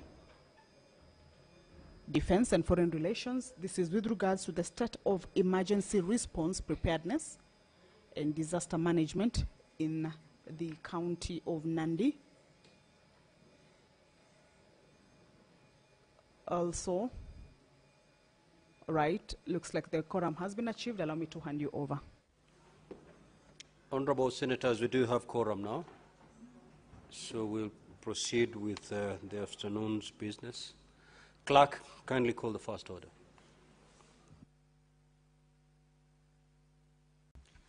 Order number 3, messages. Order number 4, petitions.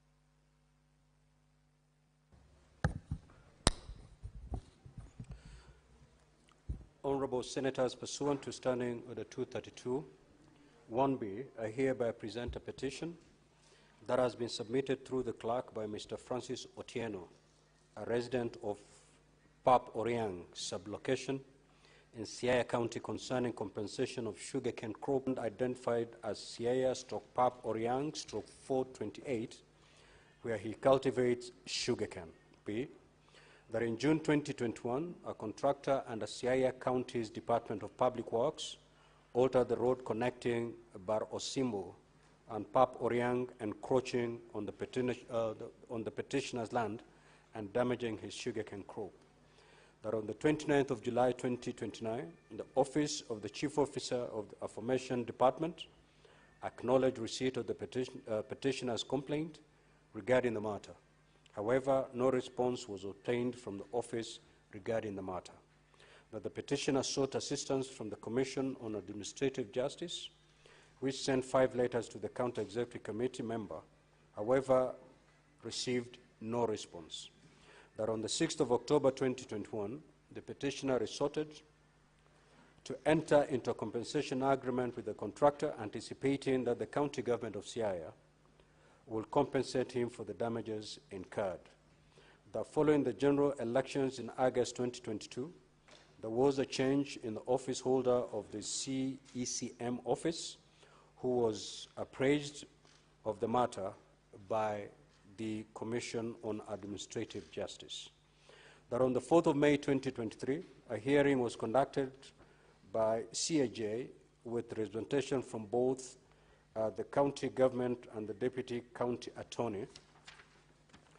During this hearing, the substantive CECM committed to resolving the matter by developing and sharing a payment plan with the petitioner. That on the 4th of August 2023, the Deputy County Attorney wrote to the CAJ requesting a review of the previous decision made on the matter, citing new information indicating that the county government had not contracted anyone for the road works. That the petitioner was appraised of this new development by CAJ and asked to provide his comments. That in his response, the petitioner argued that the construction would not have proceeded without any consent from the county, and that the county should have halted the works upon discovering the improper procurement processes. Further, an internal memo from December 2022 indicated prior consultation between the chief officer and the county attorney. Therefore, meaning that the contended that the county government could not evade taking responsibility for the damage to his crops. That in the recommendation made by CAJ, the county government of Siaya was directed to conduct an investigation into the matter and provide a report within 60 days outlining timelines towards addressing the complaint in case the county government is found responsible, and that the petition is not pending before any court, constitutional or legal body. That the petitioner therefore pray that the Senate investigates the matter with a view to recommending compensation to the petitioner and recommends the diversion of the illegal road created through the portions of land parcel Siaya/Pap Oriang/428 to a position recognized by the Survey of Kenya map of that area. Honorable Senators, pursuant to Standing Order 2381, I commit the petition to the Standing Committee on Roads, Transport and Housing for its consideration. And in terms of Standing Order 2382A, the committee is required in not more than 60 calendar days from the time of reading the prayer, which is today, to table its report to the Senate for consideration. The Senate shall thereafter consider and adopt the report of the committee. I thank you. Next order. Order number 5, papers. Senate Majority Leader.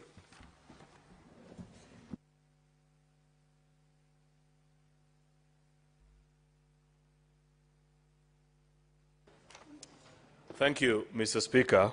Mr. Speaker, I beg to lay the following papers on the table of the Senate today, Wednesday, the 5th of March, 2025. These are the reports of the Auditor General on the financial statements of Murang'a County for the year ended 30th June 2024, the County Executive, County Assembly, County Revenue Fund, Receiver of Revenue, Murang'a County Assembly, Car Loan and Mortgage Scheme Fund, Murang'a County Emergency Fund, Murang'a County Education Scholarship Fund, Murang'a County Small Traders Empowerment Program Fund, Murang'a County Agricultural Farm Input Subsidy and Incentive Fund, Fort Beverage Industries Company Limited, County Government of Murang'a, Municipality of Murang'a, Kenneth Matiba Eye and Dental Level 4 Hospital, Muriranjas Level 4 Hospital, Kangema Level 4 Hospital, Kirwara Level 4 Hospital, Kigumo Level 4 Hospital, Kandara Level 4 Hospital, Maragua Sub-County Level 4 Hospital, Murang'a Water and Sanitation Company, Gatamathi Water and Sanitation Company Limited, Gatanga Water and Sanitation Company Limited, Murang'a West Water and Sanitation Company Limited, Murang'a South Water and Sanitation Company Limited, Rukanga Water and Sanitation Company Limited. Then the reports of the Auditor General on the financial statements of Vihiga County for the year ended 30th June 2024, which is the County Executive of Vihiga, County Assembly of Vihiga, County Revenue Fund, Receiver of Revenue, Revenue Statement, Vihiga County Executive Car Loan and Mortgage Scheme Fund, Vihiga County Assembly members and staff mortgage and car of Bomet County for the year ended 30th June 2024, the County Executive of Bomet, County Assembly of Bomet, County Revenue Fund, County Government of Bomet, Receiver of Revenue, Revenue Statement, Bomet County Assembly Car Loan and Mortgage Scheme Fund, Bomet County Staff and Public Officers Car Loan and Mortgage Scheme Fund, Bomet County Bursary Fund, Bomet County Education Revolving Fund, County Climate Change Fund, Bomet Municipality, Longisa County Referral Level 4 Hospital, Danai Sub-County Hospital, Sigor Sub-County Hospital, Kapkoro Sub-County Level 3A Hospital, Cheptalal Sub-County Level 3B Hospital, Bomet Water and Sanitation Company Limited. Mr. Speaker, I beg to lay. Next order.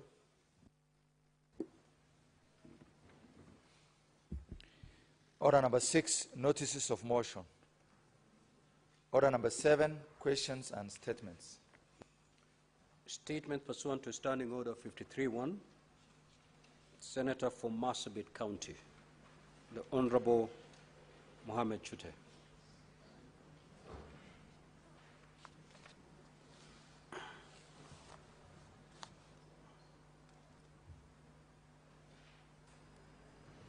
Thank you, Honorable Speaker.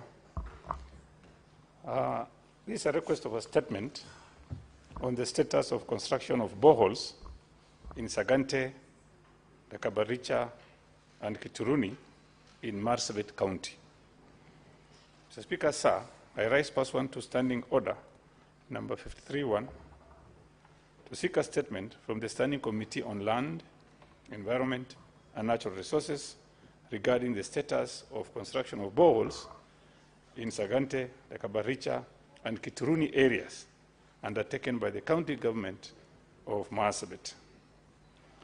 In the statement, the committee should, 1, provide an update on the implementation status of the borehole projects in Sagante, Dakabaricha, and Kituruni, indicating whether they have been completed or still under construction. 2, confirm whether the boreholes are fully functional and operational and state reasons for any delays noted, providing the expected timelines for completion. 3, disclose the details of contractors awarded the tender for the said boreholes, including information on the tendering process and the criteria used in selecting those contractors. And finally, Honorable Speaker, 4, state the total cost of each borehole project and clarify how much has been paid so far, indicating whether full payment has been made. Thank you very much, Honorable Speaker.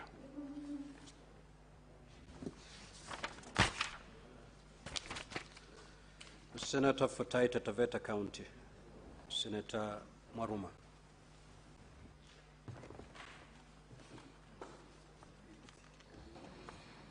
Thank you, Mr. Speaker, for this opportunity to request for 2 statements. I would like to read them concurrently.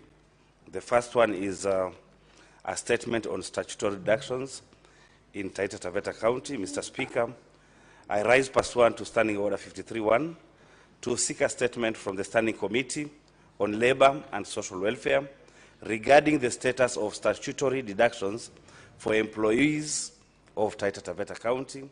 In the statement, the committee should, 1, provide an update on remittance by the county government of Taita Taveta of statutory deductions from its employees and indicate any entities that have not yet received such deductions.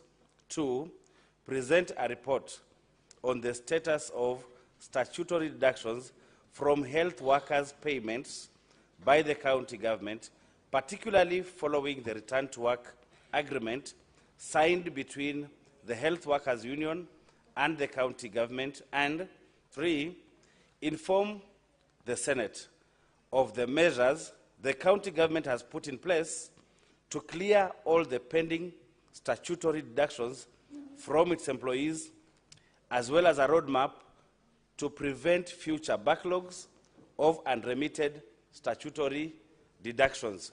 The second one, Mr. Speaker, is on utilization of the National Government Constituency Development Fund, NG-CDF, allocation for Taita Taveta County. Mr. Speaker, sir, I rise pursuant to Standing Order 53.1 to seek a statement from the Standing Committee on Finance and Budget regarding the utilization of the National Government Constituency Development Fund, NG-CDF, allocation for constituencies in Taita Taveta County. In the statement, the committee should, 1, provide a breakdown of the annual NG-CDF allocation for Voi, Mwatate, Undani, and Taveta constituencies from the 2017-2018 fiscal year to the 2024-2025 financial years, and 2, table lists of A, all projects in the 4 constituencies that were funded by the NG-CDF allocations for the specified financial years, indicating the commencement and completion dates for each of the projects and the respective project costs. B, companies that submitted bids for each project undertaken during the period in question, specifying those that won the tender. And C, companies that were awarded tenders under the Access to Government Procurement Opportunities AGPO program. I thank you, Mr. Speaker. Senator Fernandi. Senator Chirange, any honorable senator holding his brief? Senator for Nairobi, are you holding brief for the Senator Fernandi? You may proceed. He has 3 statements.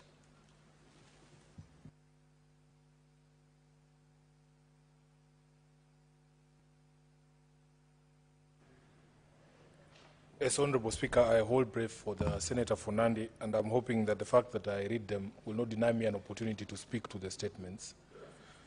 Honorable Speaker, this is a request for statement by the Honorable Senator Cherargei Samson. Pursuant to Standing Order 53.1, I rise to seek a statement from the Standing Committee on Energy on the pending power bills owed by counties to Kenya Power Limited. In the statement, the committee should provide a list of all counties that have unsettled power bills to Kenya Power, indicating the amounts per county and the period the bills have been accrued. Secondly, state the role of Intergovernmental Relations Technical Committee on harmonizing and assisting counties to settle power bills and other pending bills owed by counties to other entities. Thirdly, explain the reason that led to the recent confrontation and institutional and clash between Nairobi City County Government and the Kenya Power Company, providing details on the status of resolution of the stalemate and a clear way forward to avoid such altercations and interference of service delivery to the public in future. 4, appraise the Senate on the Kenya shillings 19.2 billion written off bad debts by KPLC and whether there are counties whose bills were written off, further giving details on the additional revenues that KPLC earns from hosting cables on their poles, yet the entity is reporting losses due to poor revenue collection. Honorable Speaker, the second statement by Senator Cherargei. Mr. Speaker, sir, I rise pursuant to Standing Order 53.1 to seek a statement from the Standing Committee on Energy regarding the alternative revenue streams for the Kenya Power Company. In the statement, the committee should, 1, provide an annual breakdown of the revenue earned by the Kenya Power and Lighting Company from hosting fiber optic cables on the electricity poles from the financial year 2021-2022 to date. Number 2, disclose all other alternative revenue streams that Kenya Power is currently exploring to diversify its income. And thirdly, explain strategies being implemented by Kenya Power to address the persistent issue of poor revenue collection. Lastly, Honorable Speaker, request for statement on the state of emergency response, preparedness and disaster management in Nandi County. I rise pursuant to Standing Order 53.1 to seek a statement from the Standing Committee on National Security, Defense and Foreign Relations regarding the state of emergency response preparedness and disaster management in Nandi County. In the statement, the committee should, 1, provide an overview of the Nandi County risk management policy. Number 2, state the number of staff currently working in the Nandi County Emergency Response Unit, providing details on the nature and frequency of capacity building programs and refresher training undertaken to enhance the effectiveness in responding to emergencies and disasters. Thirdly, provide details on the operational state of all ambulances and firefighting engines in Nandi County, explaining the many reported instances of ambulance breakdown during emergency response. Fourth, explain why the county government of Nandi has not established emergency response centers outside Kapsabet Down, thereby subjecting residents in those areas without the centers to significant losses occasioned by delayed response. And finally, indicate the level of utilization of the Nandi County Emergency Fund, explaining why the fund was not utilized to compensate traders affected by the fire incidents at Kaptumo and Chepterit trading centers. Senator Samson Cherargei, Senator for Nandi County. I thank you, Honorable Speaker. Senator for Kirinyaga County, Senator Murango.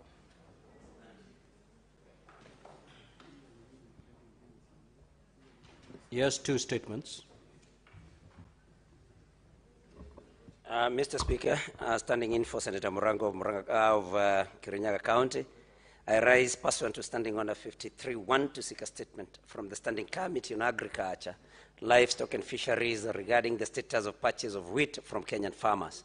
In the statement, the committee should, 1, provide a list of all licensed wheat millers in the country, 2, table the Memorandum of Understanding MOU between the Cereal Growers Association and the Ministry of Agriculture and Livestock Development regarding the purchase of local wheat by millers and the price per bag for the year 2024.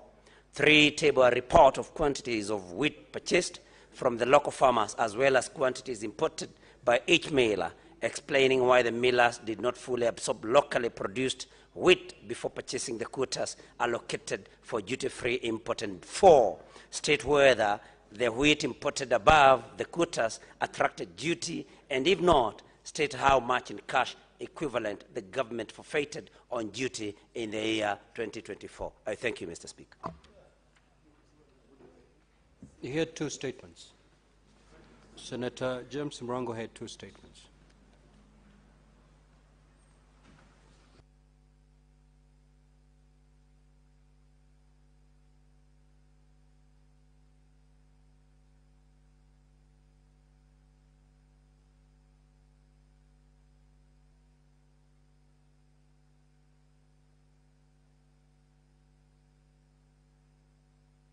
Senator Manzo. In the meantime, let's hear Senator Manzo. Thank you, Mr. Speaker.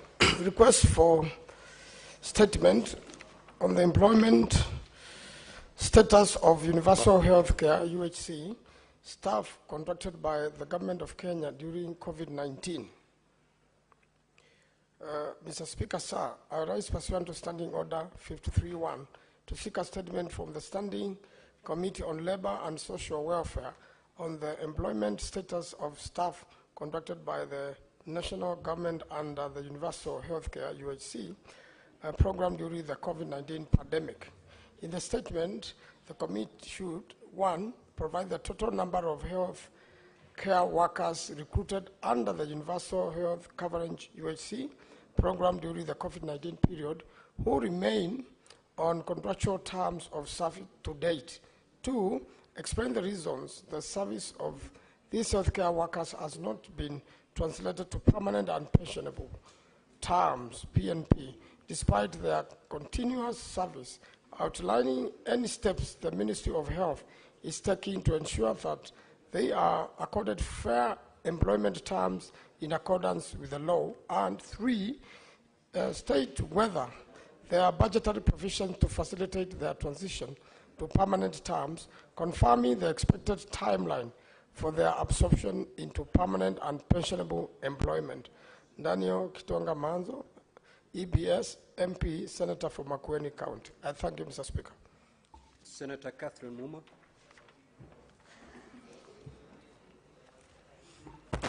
Thank you, Mr. Speaker. request for a statement on the proposal by the Kenya Secondary Schools Heads Association, KESHA, to increase public secondary school fees. Mr. Speaker, sir, I rise pursuant to Standing Order 53.1 to seek a statement from the Standing Committee on Education regarding the proposal by the Kenya Secondary School Heads Association to increase school fees for national, extra-county, and county secondary schools, and to introduce school fees for public day secondary schools. Mr. Speaker, KESA explains that the proposal is based on, among other things, the partial and delayed disbursement of capitation funds, as well as the failure by government to review the capitation allocation to account for inflation. KESHA states that these factors have caused immense financial strain on schools, school management, and pushed secondary schools to the brink of financial collapse, with some considering early midterm breaks to manage costs. In the statement, the committee should, 1, state the position of the Ministry of Education on the proposal by KESHA to increase school fees for national, extra-county, and county secondary schools, and to introduce school fees for public day secondary schools, explaining the ministry's assessment of the justification provided by KESHA. 2, to provide an assurance for the continued implementation of free day secondary school policy, which has been key in enabling access to secondary education to thousands of students. 3, explain why the government has not reviewed the capitation allocation per student since 2018 to account for the rise in the cost of food, utilities, and essential learning materials, stating whether there are plans to review the same. 4, provide a timeline for the disbursement of all outstanding capitation funds to secondary schools, outlining actions being taken to ensure the schools remain operational with no disruption in learning, rationing of meals, project delays, or overall deterioration of learning conditions due to the reported financial constraints. And 5, outline the short, medium, and long-term strategies being implemented by the Ministry of Education and the National Treasury to ensure the timely disbursement of capitation funds going forward. Senator Catherine Muma, nominated senator. Senator Esi.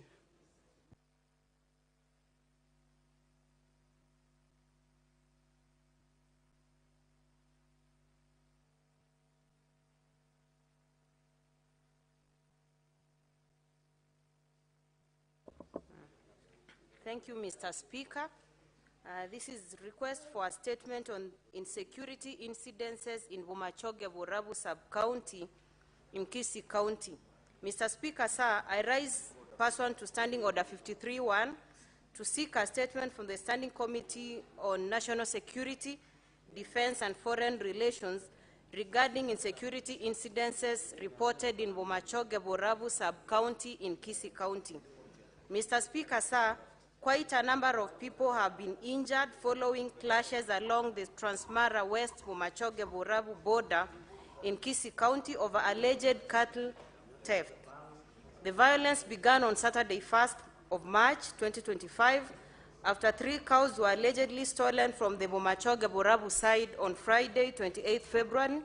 Youth pursuing the suspected thieves encountered hostile gangs within the Transmara villages, leading to a confrontation that spread to the neighboring villages. In the statement, the committee should, 1, conduct investigations into the recent cattle ration incidences in Kiango, Nyavitunwa, and Nyagenke areas near the border of Kisii and Narok counties, which have resulted in the loss of livestock for affected families. 2, inquire into the criminal activities that have taken place in the aforementioned areas, including the invasion and destruction of sugarcane farms, which have led to attacks and injuries to residents. 3, state the measures taken to hold the perpetrators accountable. for these heinous acts and ensure the safety and protection of the affected areas. And finally, highlight the steps taken by the national government to address the ethnic tensions between the Kisii and Maasai communities, as well as the initiatives undertaken to promote lasting peace in the border areas where ethnic animosity between the two communities has been observed over the years. Mr. Speaker, as I speak, the war is continuing and we do not want Chinkororo to come back. Thank you.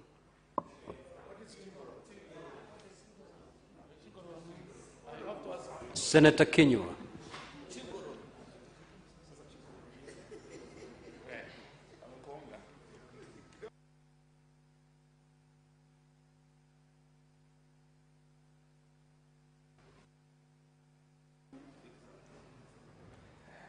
Request for a statement on rampant cases of banditry in Laikipia West constituency, Laikipia County.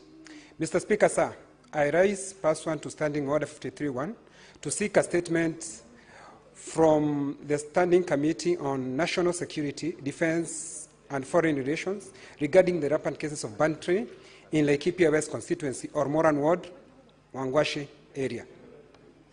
In the statement, the committee should, 1, state whether the security apparatus in the county is seized of the issue of theft of 8 cows and 30 goats belonging to Mr. Kipruto, and 4 cows and 19 goats belonging to Mr. Francis Lukoi, residents of Ormoran Ward, Wangwashi area, which were later recovered by the National Police Service, NPR, as well as provide an update on the status of investigation. 2, outline the measures and the programs the government is taking to address the socio-economic factors in combating the rampant cases of banditry in Laikipia County. 3, provide a clear action plan and timelines in mopping up of illegal held firearms, driving out of herders who have illegally invaded residents' farms in Ratia area, and strict law enforcement. And 4, outline the security strategies, development programs, peace building, and reconciliation efforts, and the areas of collaboration in addressing the rampant cases of banditry. I thank you, Mr. Speaker. Honorable Senators will do 20 minutes of intervention. Given an opportunity, kindly stick to 3 minutes. The Honorable Wakoli.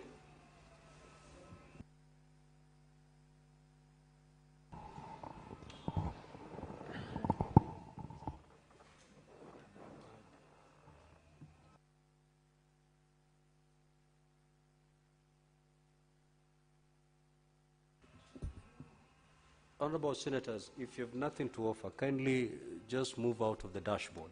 It's pretty crowded. Senator Eddie Okech. Senator Sifuna.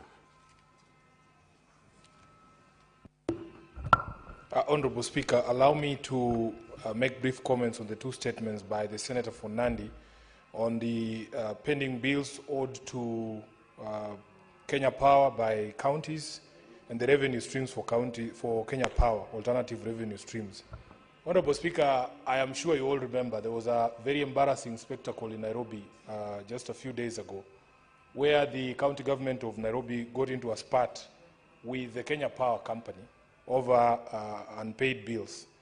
Honorable Speaker, it resulted in something of very petulant action that was taken by the governor or the county government of Nairobi to dump garbage outside the offices of Kenya Power and other premises of the power utility.